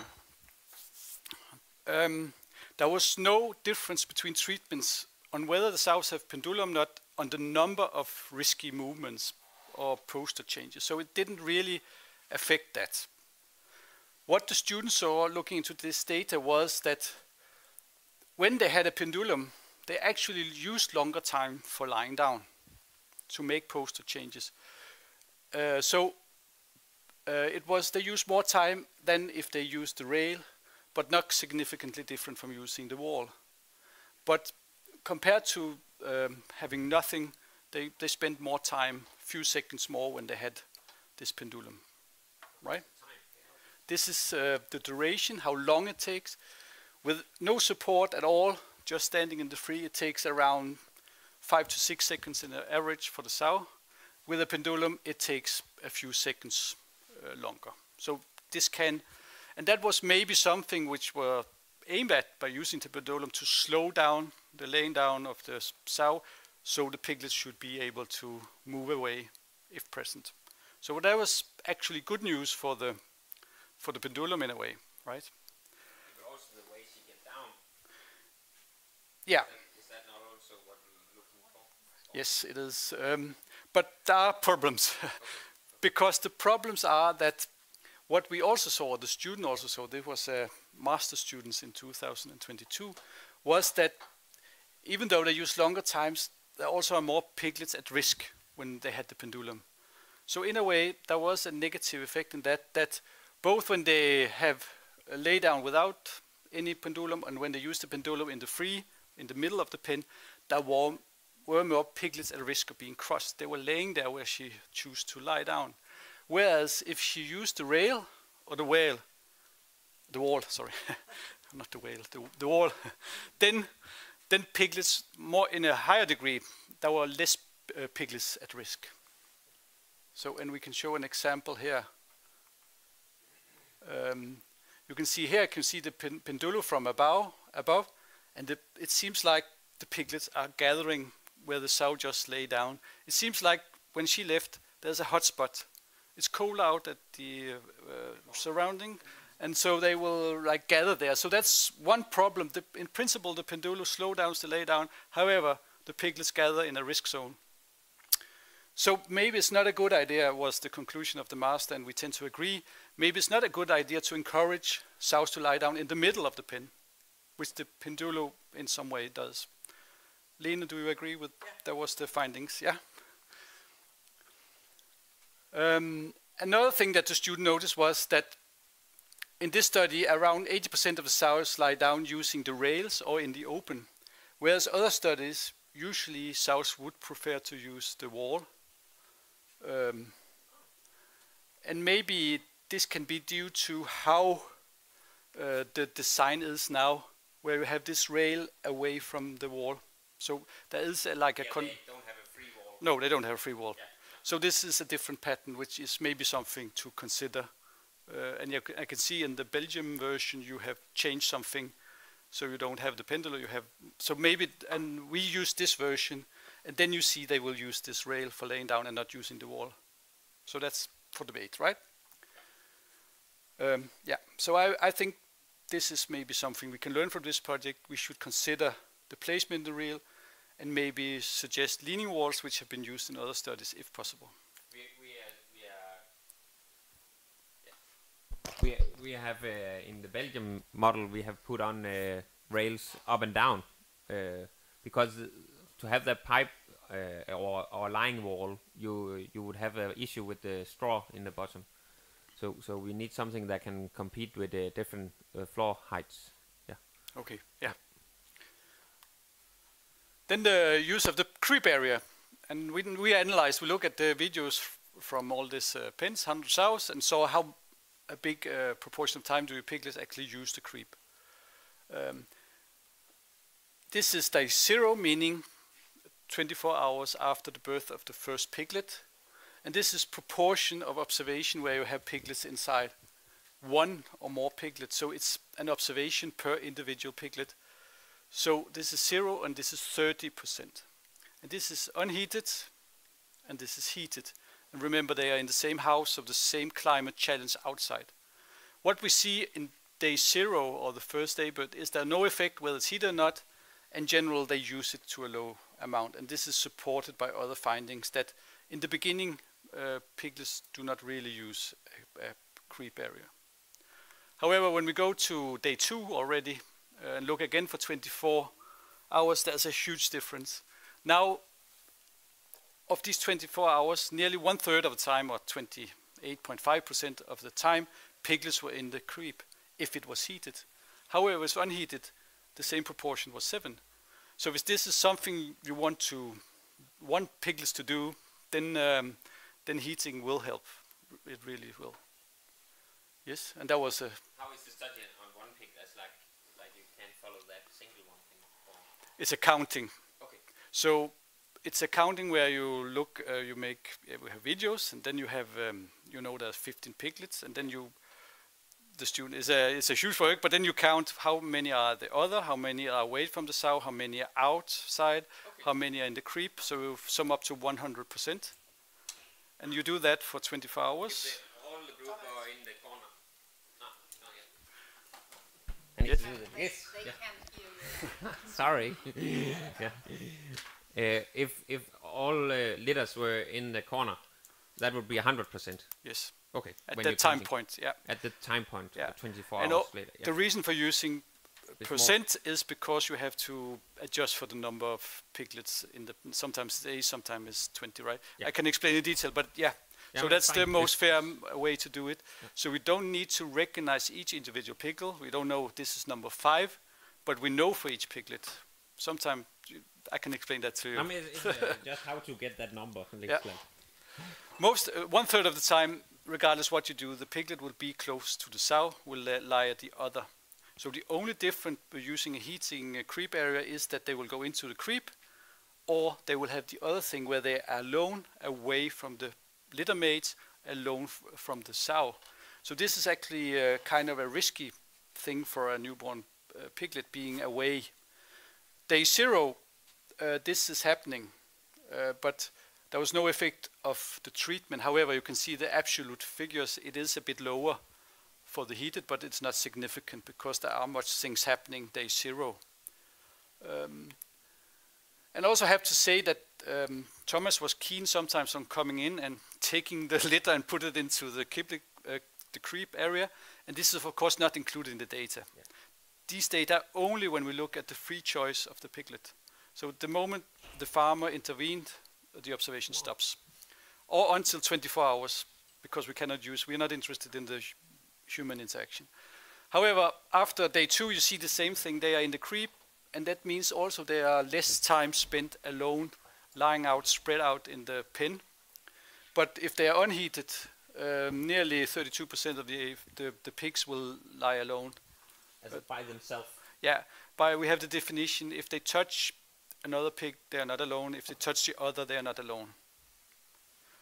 And these are the 2 significant results of heating. The proportion of time spent at other is the same. The low proportion of being out is the same. Nearly no piglet will go out in the beginning, even though they have a free access to outdoor. So this is not an issue. The piglet mortality, from the experimental perspective, it was way too low, because we would want more. You saw some of the other studies, we say 29.5% mortality. We saw from France 25, 44% mortality. So it represents, there is a range in mortality. In this study we had 16.9, so actually a low mortality. Here are the high one. Yeah, it could be lower, but in the end it would mean we cannot say for sure whether we have significant effect on heating and pendulum. We need more animals to say that for sure. There's a variation. You can see the range. Day 49 we have litter sizes of 4 to 18. So there is of course a variation. But what we could saw, it's not like data are unusual. We saw a lot of other interesting things. For example, even though that there was very few sows which have a bad gait, they have a well walk, many of them. We use a standard scoring system of gait scoring before parturition. Only 5 sows have impaired gait, and then to a minor degree. However, these sows really was able to see in the statistics because they have a much higher piglet mortality compared to healthy gait. So this is the thin ones or the fat ones, or not slim. Sorry, it's only gait. Gang. No, gang. Yeah. Whether they were limp or there was some problem with the gait, only the lowest score was seen. However, evident for the mortality. Okay. Body condition score, it's different. I thought it was that. Yeah, no. It's on, isn't it? Then I put it up. Both for growth and mortality, there's a lot of question about cross-fostering where we move piglets. And one thing that came out in this model was a tendency for a higher mortality in foster pigs. They also have an impaired growth. Even though they were randomly selected, the shift to another sow can affect them. It is possible to see these kind of things in the data. And I cannot explain why this is. But that was in the model and it was significant. So, yeah. You can see that male pigs are castrated, but I don't know whether that's the reason. But I think we have 6 of each individual piglet in the model. We have each, they were weighed day 1 by you individually and have an ID so we can follow the pig. They were weighed again day 21 and around weaning at 49. So we can follow each individual pig. And then all pigs were autopsied afterwards. So we have this data set so we can say about what is sex meaning, what's fostering meaning, and what is gait meaning, what's the temperament of the sow we also have, and we also have the body condition score. But I don't have time to go all through this. Yes. Weight, there was no significant effect for growth when you look, but this is also for a very long period. So there's an effect on behavior of heat at the early period, but you cannot see it throughout weaning. This is not significant differently from each other. However, there are some season effects. We were out season, so we have a lower growth in summer, tendency for winter. So the best seasons are autumn and spring. And this may not be a surprise for you working with free-range animals, that there are different conditions, but this can also be seen here. Litter size, there was a negative correlation, meaning larger litter have, in general, a reduced growth. And then again, the cross-fostering effect that we have a low average daily weight gain. These are grams per day when you look the whole period, are lower when you have moved a piglet to another sow. So this is also something to consider when you talk about having large litter. Then you should expect to have a correlation with higher mortality, and you will expect to have a lower growth. And when you use foster sows, you will expect it costs something in your daily weight gain. And I don't know how important that is for production-wise. I'm not a production person, so I cannot tell. Yes, and to get to conclusion, there's a lot of interesting things in the study. It really has been a joy to be working with this data and look at the video and have all the students. It's really interesting. And it's a rare chance to get out and see how the animal can behave if they get the chance. We have relatively low mortality in this system, and that's a positive story, I think. Also, what mentioned by Thomas was the orientation. We can see that they give birth in nearly 90% of the cases. They will deliver with a rump towards the piglet creep. So some of the piglets were in the creep, like on delivery. So there was, yeah. So this is something, yeah. And very few are crosswise during parturition. We also had a French student looking into when they start to come out, because there was a concern with sows can administer, or whether piglets can administer to have open access to a paddock, even though you have this running yard, or whether they should be closed in. But the animals were able to regulate it, so they were more indoor during winter, and they didn't go out very much in the early period, so that's not really a problem. They adjust to the temperature and the climate, is the message. Yes. So that was this. And then at the end I have some thoughts, because we need to discuss how to progress. I don't have the answers, I only have the questions. Now we have some data, but one thing is that I think we can conclude we couldn't really see the positive effect of the pendulum. We have the support, they are slower, but maybe the walls would be better and avoid laying down in the open, right? Creep heating have positively effect. It attracts the litter in there when it's on, and it reduces the alone piglets out in the pen. Then you could discuss whether the heating system we used were optimal. There are different systems which may be more economically efficient or give better heat. Yeah, there are different systems. We just use a quite primitive one, cheap one, which was a heating lamp. And you could discuss whether we have had other results with other systems. Onset of the birth, onset of the heating is hard to control in practice, because you need to predict when the farrowing is there, because the critical period is exactly a few hours after being born. So this is hard to control in practice, to know when the sows are delivering and not turning it on too early and too long, and yeah, electricity prices and sustainability. So this should in a way, if it could be automatic, that would be fantastic. And I also see, now we saw a lot of French and Italian studies also, that it can also be very hot. So maybe it's not needed when you have warmer than 34 degrees at least. Which you have to believe in the science, where I say 34 degrees is like the limit where the piglets are optimal.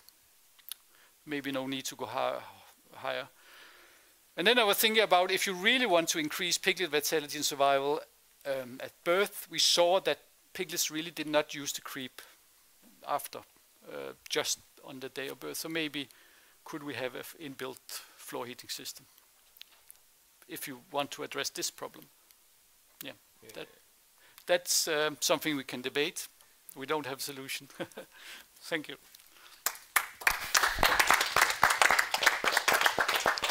Thank you very much, Jens, for shedding light on the long research period.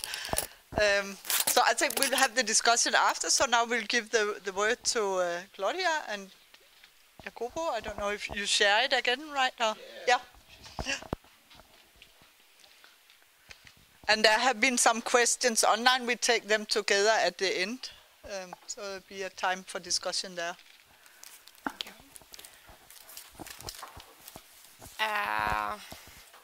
In Italy, the situation is very different from here.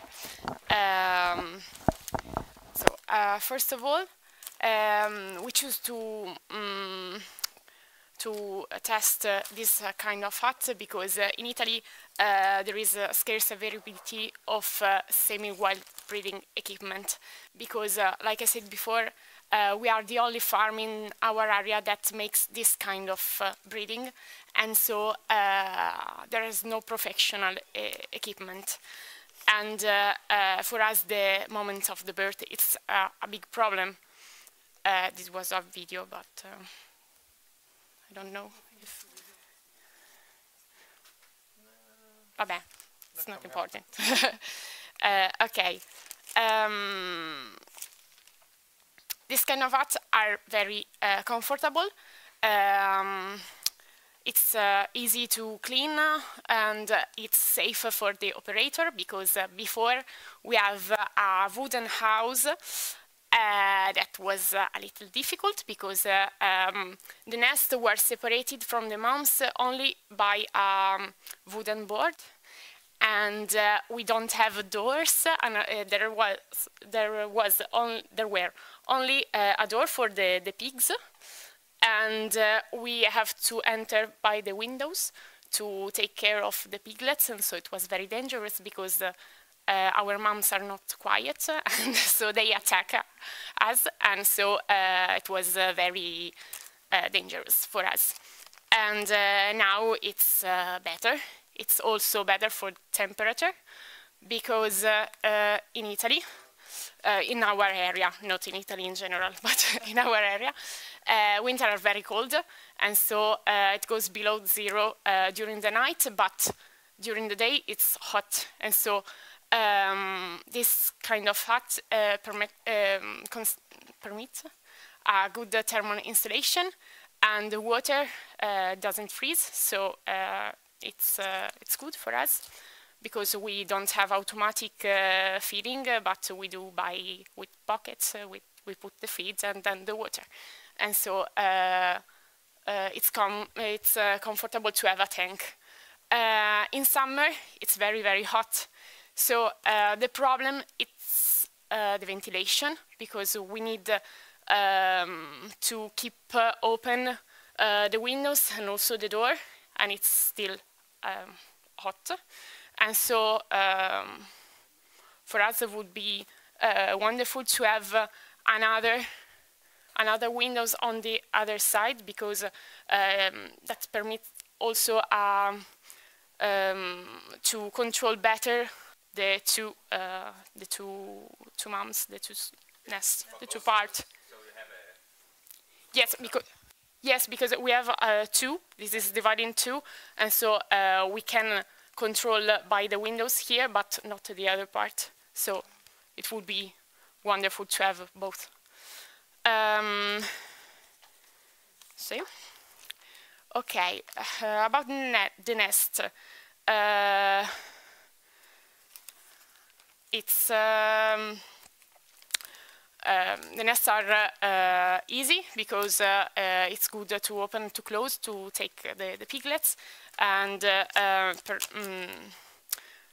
we can control the piglets, and it's hot, so we don't have problem with the cold and other things.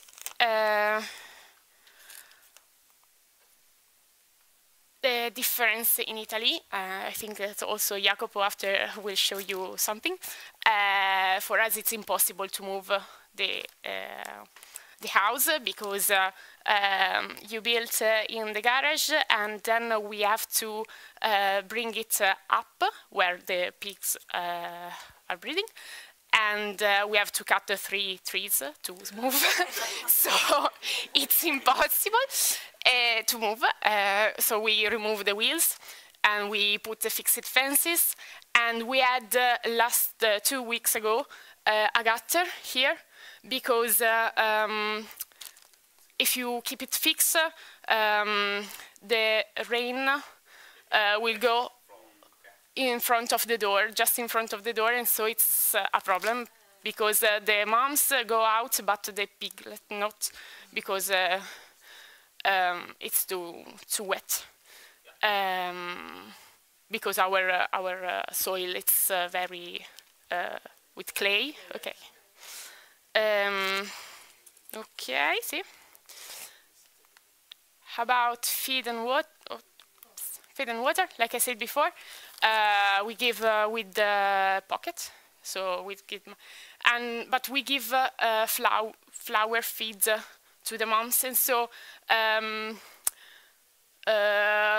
this feed tray are very useful, but we add some whey or some water with the flour, because if we don't add this, some waste of flours go in the water, and so it doesn't work.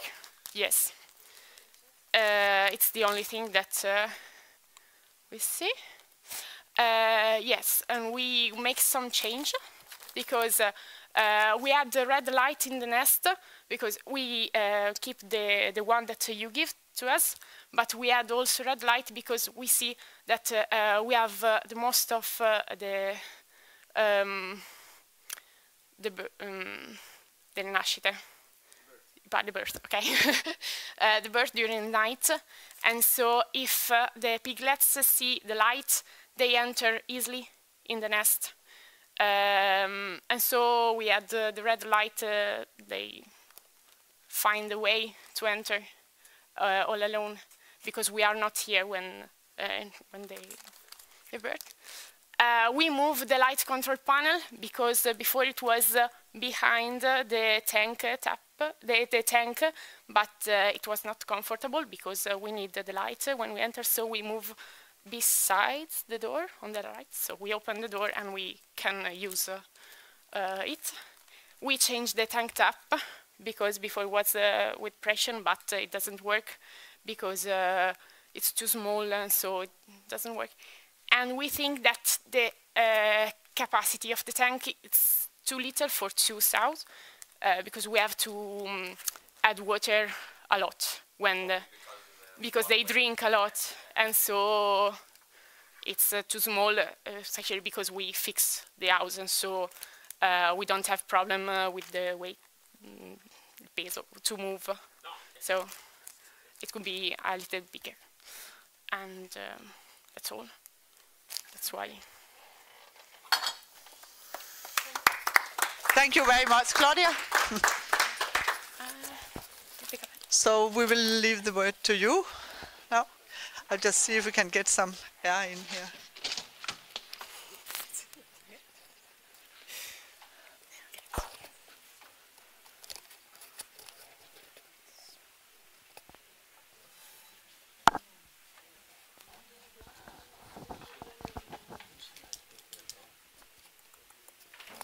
Like this. Og det var godt. Det bliver utroligt tæt herinde. Sådan derovre, ikke? Ja.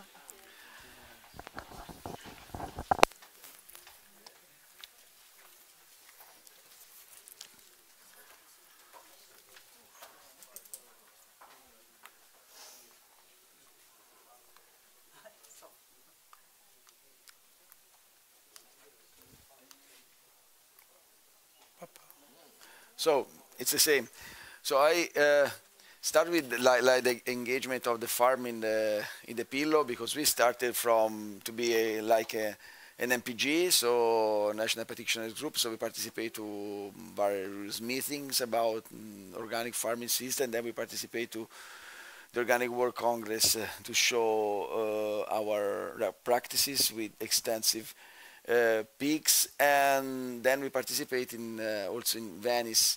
That is, I think, is something important to organize like a tasting experience, like comparing different productions. Then the autumn school, then the questionnaire that is implementing now till I'm not friendly with this system, till the final meeting. But for the core in our mindset of all the project is the testing of the huts. That is something that we thought a lot about, that how to change our farrowing systems and our structures, because we used we have been farming pigs since 50s, so a long story. We stopped in 90s, and then we started again in 2005.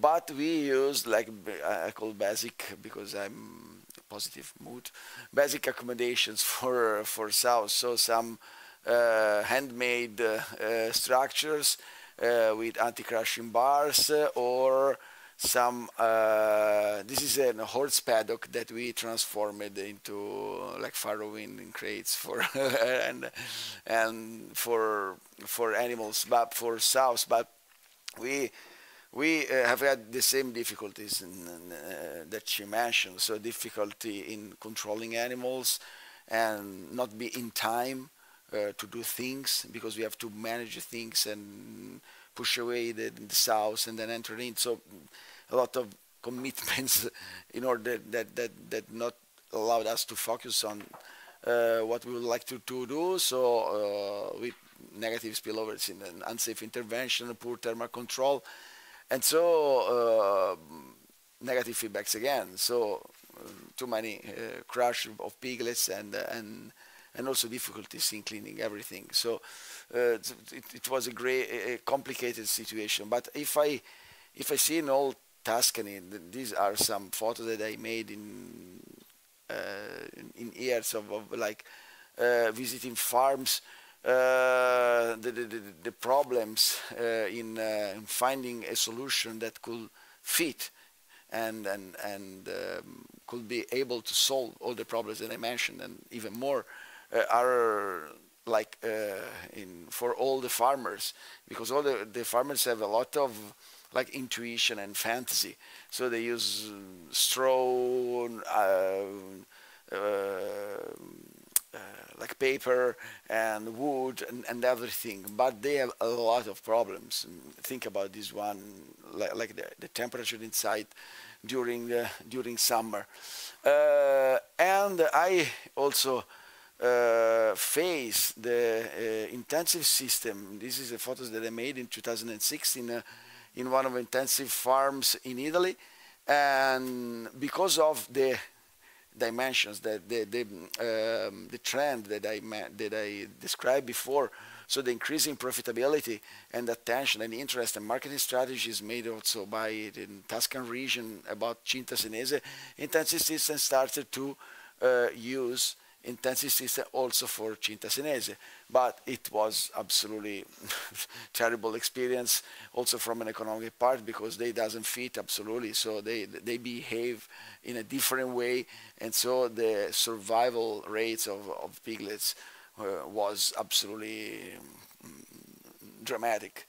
So we started with our adventures, great, because not only sows and piglets suffer heat stress, also Pia and her husband suffer a lot the heat stress of Tenuta di Paganico, of a rural internal area of Tuscany, I know very well, and so we face the same problem of my colleague because of the dimensions of the huts.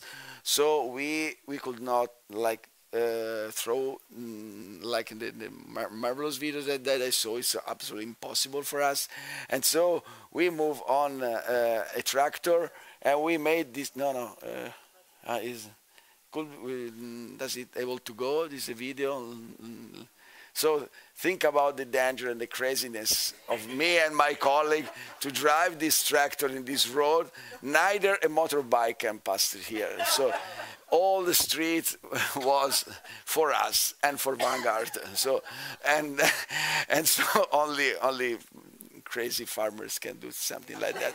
But because we would like to test, and it would be impossible to leave them where you built. So it was our first nightmare, but the only nightmare, because then we move in this area that it was so like first trial, then African swine fever and all these freeze like this. So it was a mess, because we make the double fences and all the biosecurity measures, and so we block everything there, but it was absolutely not our intention about that. You know very well, because I explained you how we will. And in order to maintain forces in contact each other, and then to have more clean area, and it was an empty area, so it was like an idea of restarting with a new way of farming. And so we use both lines, Cinta Senese and the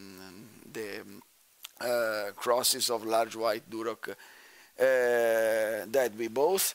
And we also use the same areas for different breed and different sows in order to understand if there are some, I don't know, position or wind flows or temperature exposition that animals could prefer.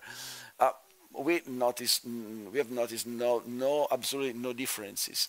And then Pia has the results, so I think the final meeting could reorganize the data set that we provided, and we are very it's an encouraging situation for us. So I don't know. I was outside farms before coming here, so I was not able to analyze data, but absolutely number of piglets survived at weaning time absolutely dramatically increased with this both with yeah, because we had more than 30% before, and then I think we are 12, 13, something like that. So the half passed. So it was an incredible problem before for us. So it was a pity because you saw a great litter and then squeezed in the half or something more at winning time. So it was also. I think it's a welfare problem because it's something that affects negatively the welfare of everybody, also the farmer.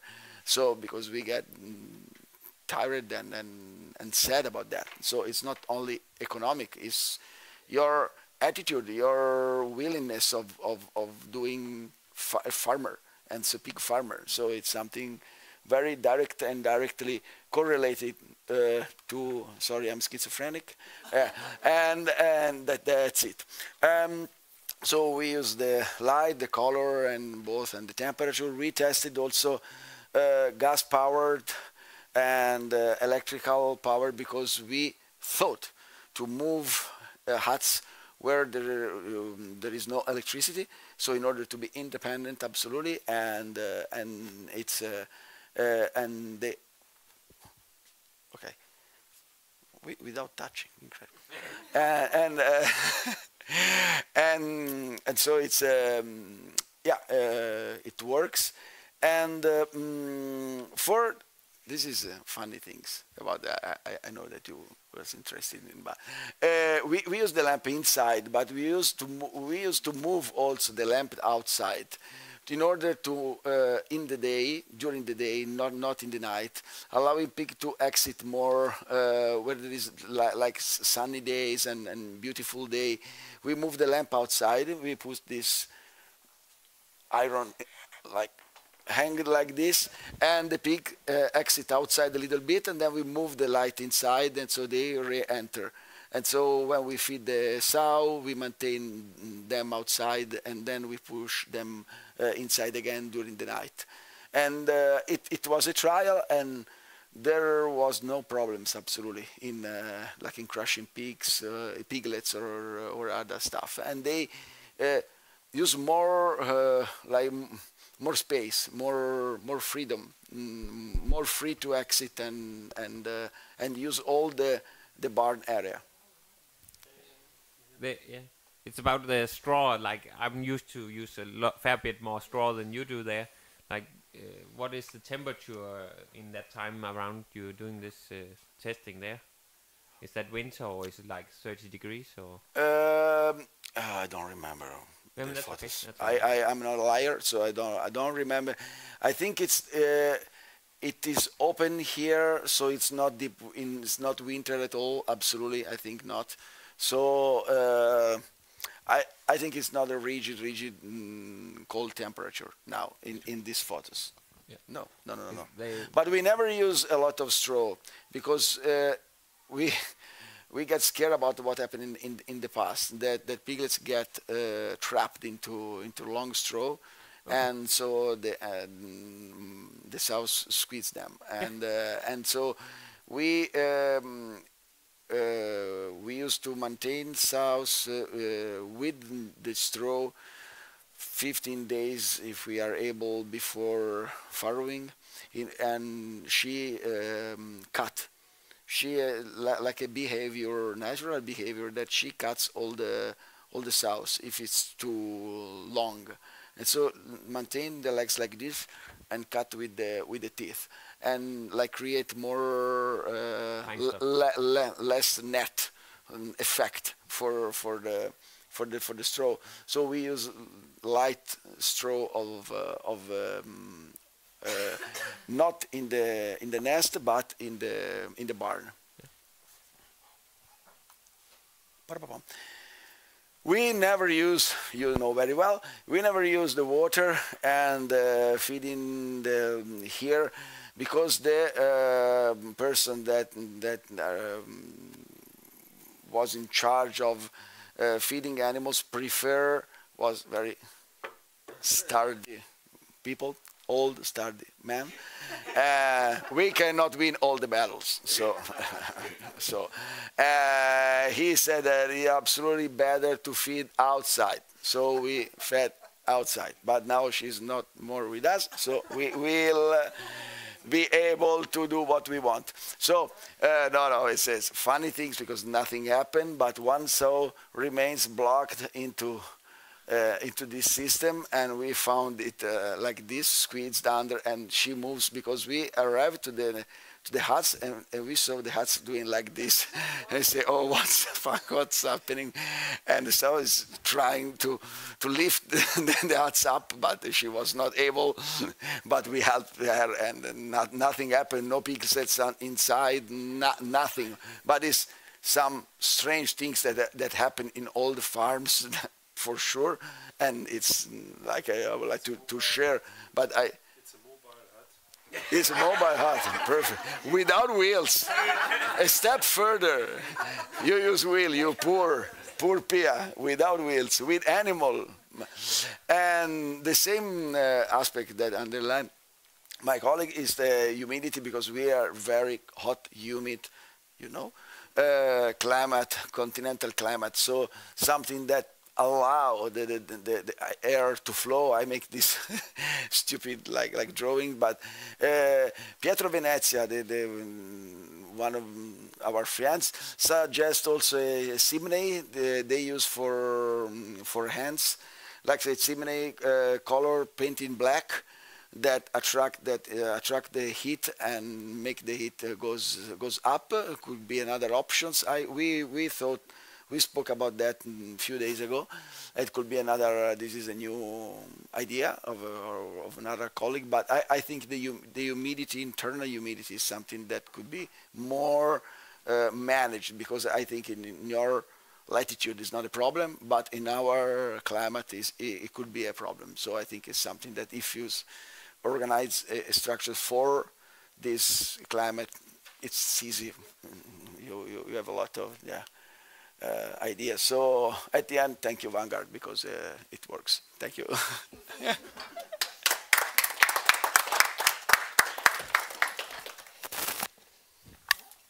Thank you, Jacobe. So now we have some times for questions before we move into the group work. So, Thomas? Yeah, I would like to ask over there in the hot climate, how is the plastic doing? Have you had some broken plastic in the huts because of the temperature has been that hot? It's broke or smelt or bent or? Yeah, differently from what she explained. Also in summer, getting all closed, I have had a great thermal excursion from inside to outside. So they remains in the deep sun with a good climate. In fact, the Southman stay inside in summer. So evidently is a question of wind direction and exposition of the huts for sure, where they enter inside the main door or something like that. But we found perfect climate also in summer. That is quite strange thing because we never expected. So first of all we open everything, and then we tried to close, and it's better closed than in our farm, than open. So we maintain closed in deep summer. Okay. Yeah. So it's good thermal regulation. But the plastic didn't broke or? No, nothing. Okay. Absolutely. That's nice to hear. No. Because we thought maybe it like be so soft that it would deform. No, we thought Pia knows very well the septum, the division between the two was very flexible. So we thought our cells destroy it in one moment. Instead, it's still there. So we thought about like fixing with two sticks laterally, and we have never done. and there is still now with sows inside. So no problem. No. We have not moved. So it's an important part. So there are like the same place ever, and it's a pity. So I don't know, but I have no. You can see the system out in the fields too, as in forestry area. Yeah. We would like to. Yeah. No. Mm-hmm. Now we have a question from the online here, and I think it's for you, Jens, because it's about you were talking about mentioning this study we did with floor heating, and the question, as I understand it, they ask if it could be replaced by straw. Is that correct? That's not what you think it is. Yeah, they ask whether mortality can high floor heating, what you talked about, be compared to adding much more straw, yeah. So that's, yeah. Sorry? Thank you. I know, Lene, you actually did a study, so maybe you should come back. There was a study where you compared that management can, in a way, you can get the same result with a low mortality if you use, like, it was drying up the piglets, right? If you have a person down there doing this immediately, so you can use management. I don't know whether straw alone would be sufficient, but you better remember the experiment. So you can do, but we just think it was unrealistic to do, in practice actually.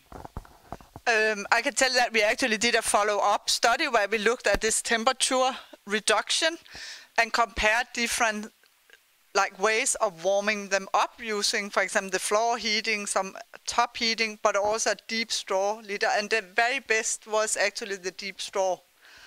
So we didn't look at mortality, but as mortality comes from this cooling effect or cold stress, then I assume it would help as much. And then there's one more. So that is what material mostly reminds the natural bedding material for piglets. Would this material be warm enough and would it prevent crushing? Ja, det må du markere. Du har din egen. Yeah, about the bedding area material out at our place. Sometimes the sow not only do the bedding of the straw, she can also go out grazing, and it's quite interesting that when she's grazing and making a nest out of that, because of the omsætning, hvad hedder det på engelsk? Altså gæring. Like it's composting? Yeah, it's getting composted, the grass. It's getting heating. So they make a hot nest for the children. It's quite interesting. Yeah, and they know that by themselves. Yeah. So what you mean is that when they build from the fresh grass, when they make the nest, the grass start to compost. Yes. And that create heat, and in that way it can heat up. Hot, that was smart. Nesting, Yeah. It's from Jacoba. My saw eat the lamp when she sees the I don't understand how the saw let the lamp. It's very dangerous. Yeah, I have wonderful saws. And I don't understand how she leaves the lamp. No problems. So the answer was no problem. I have less sweet lamp, obviously, than yours. It could be a problem. But no. You mentioned when I move the lamp outside from the nest and I put in the bedding. No problems. Absolutely, no. She's sorry. Why did you put the pigs out? Yeah, why do you put the lamps out and not just let them be in the corner? Why do you actually like them out? Yeah, it was a trial because they stay a lot of time in the nest, and so we said try to move the light outside and see if they follow the light, and they follow the light, and so they stay a little bit outside, so the sun enter inside, and they can have also not only like the light of the lamp, but also the light of the sun.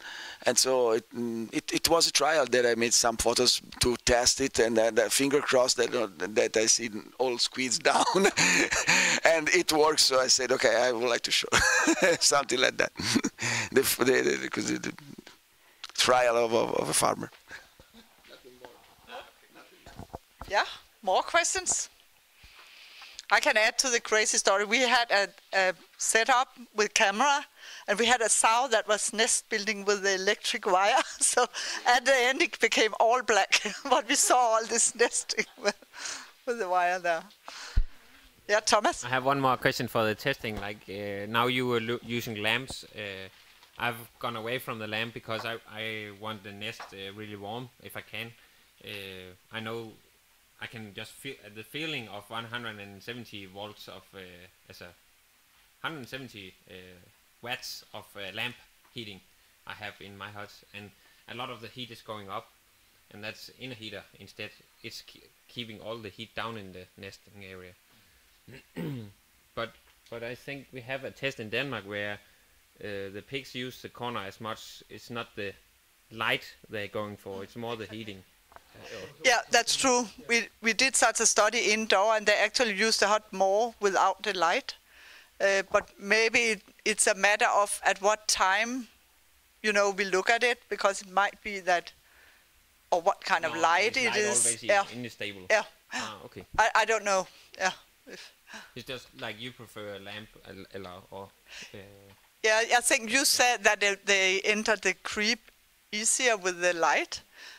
I don't know, but we did a study where we saw actually the opposite, that they used the creep area more when there was dark.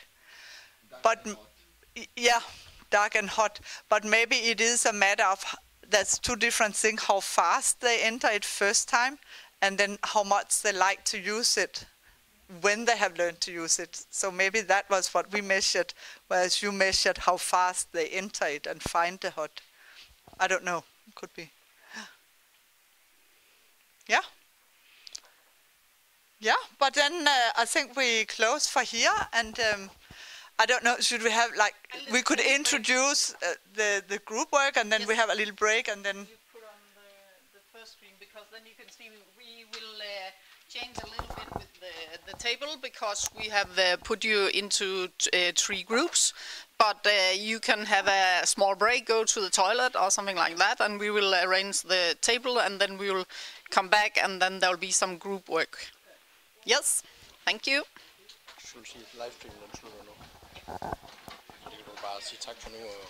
And thank you for you who has been watching. It has been a pleasure to work. Thank you.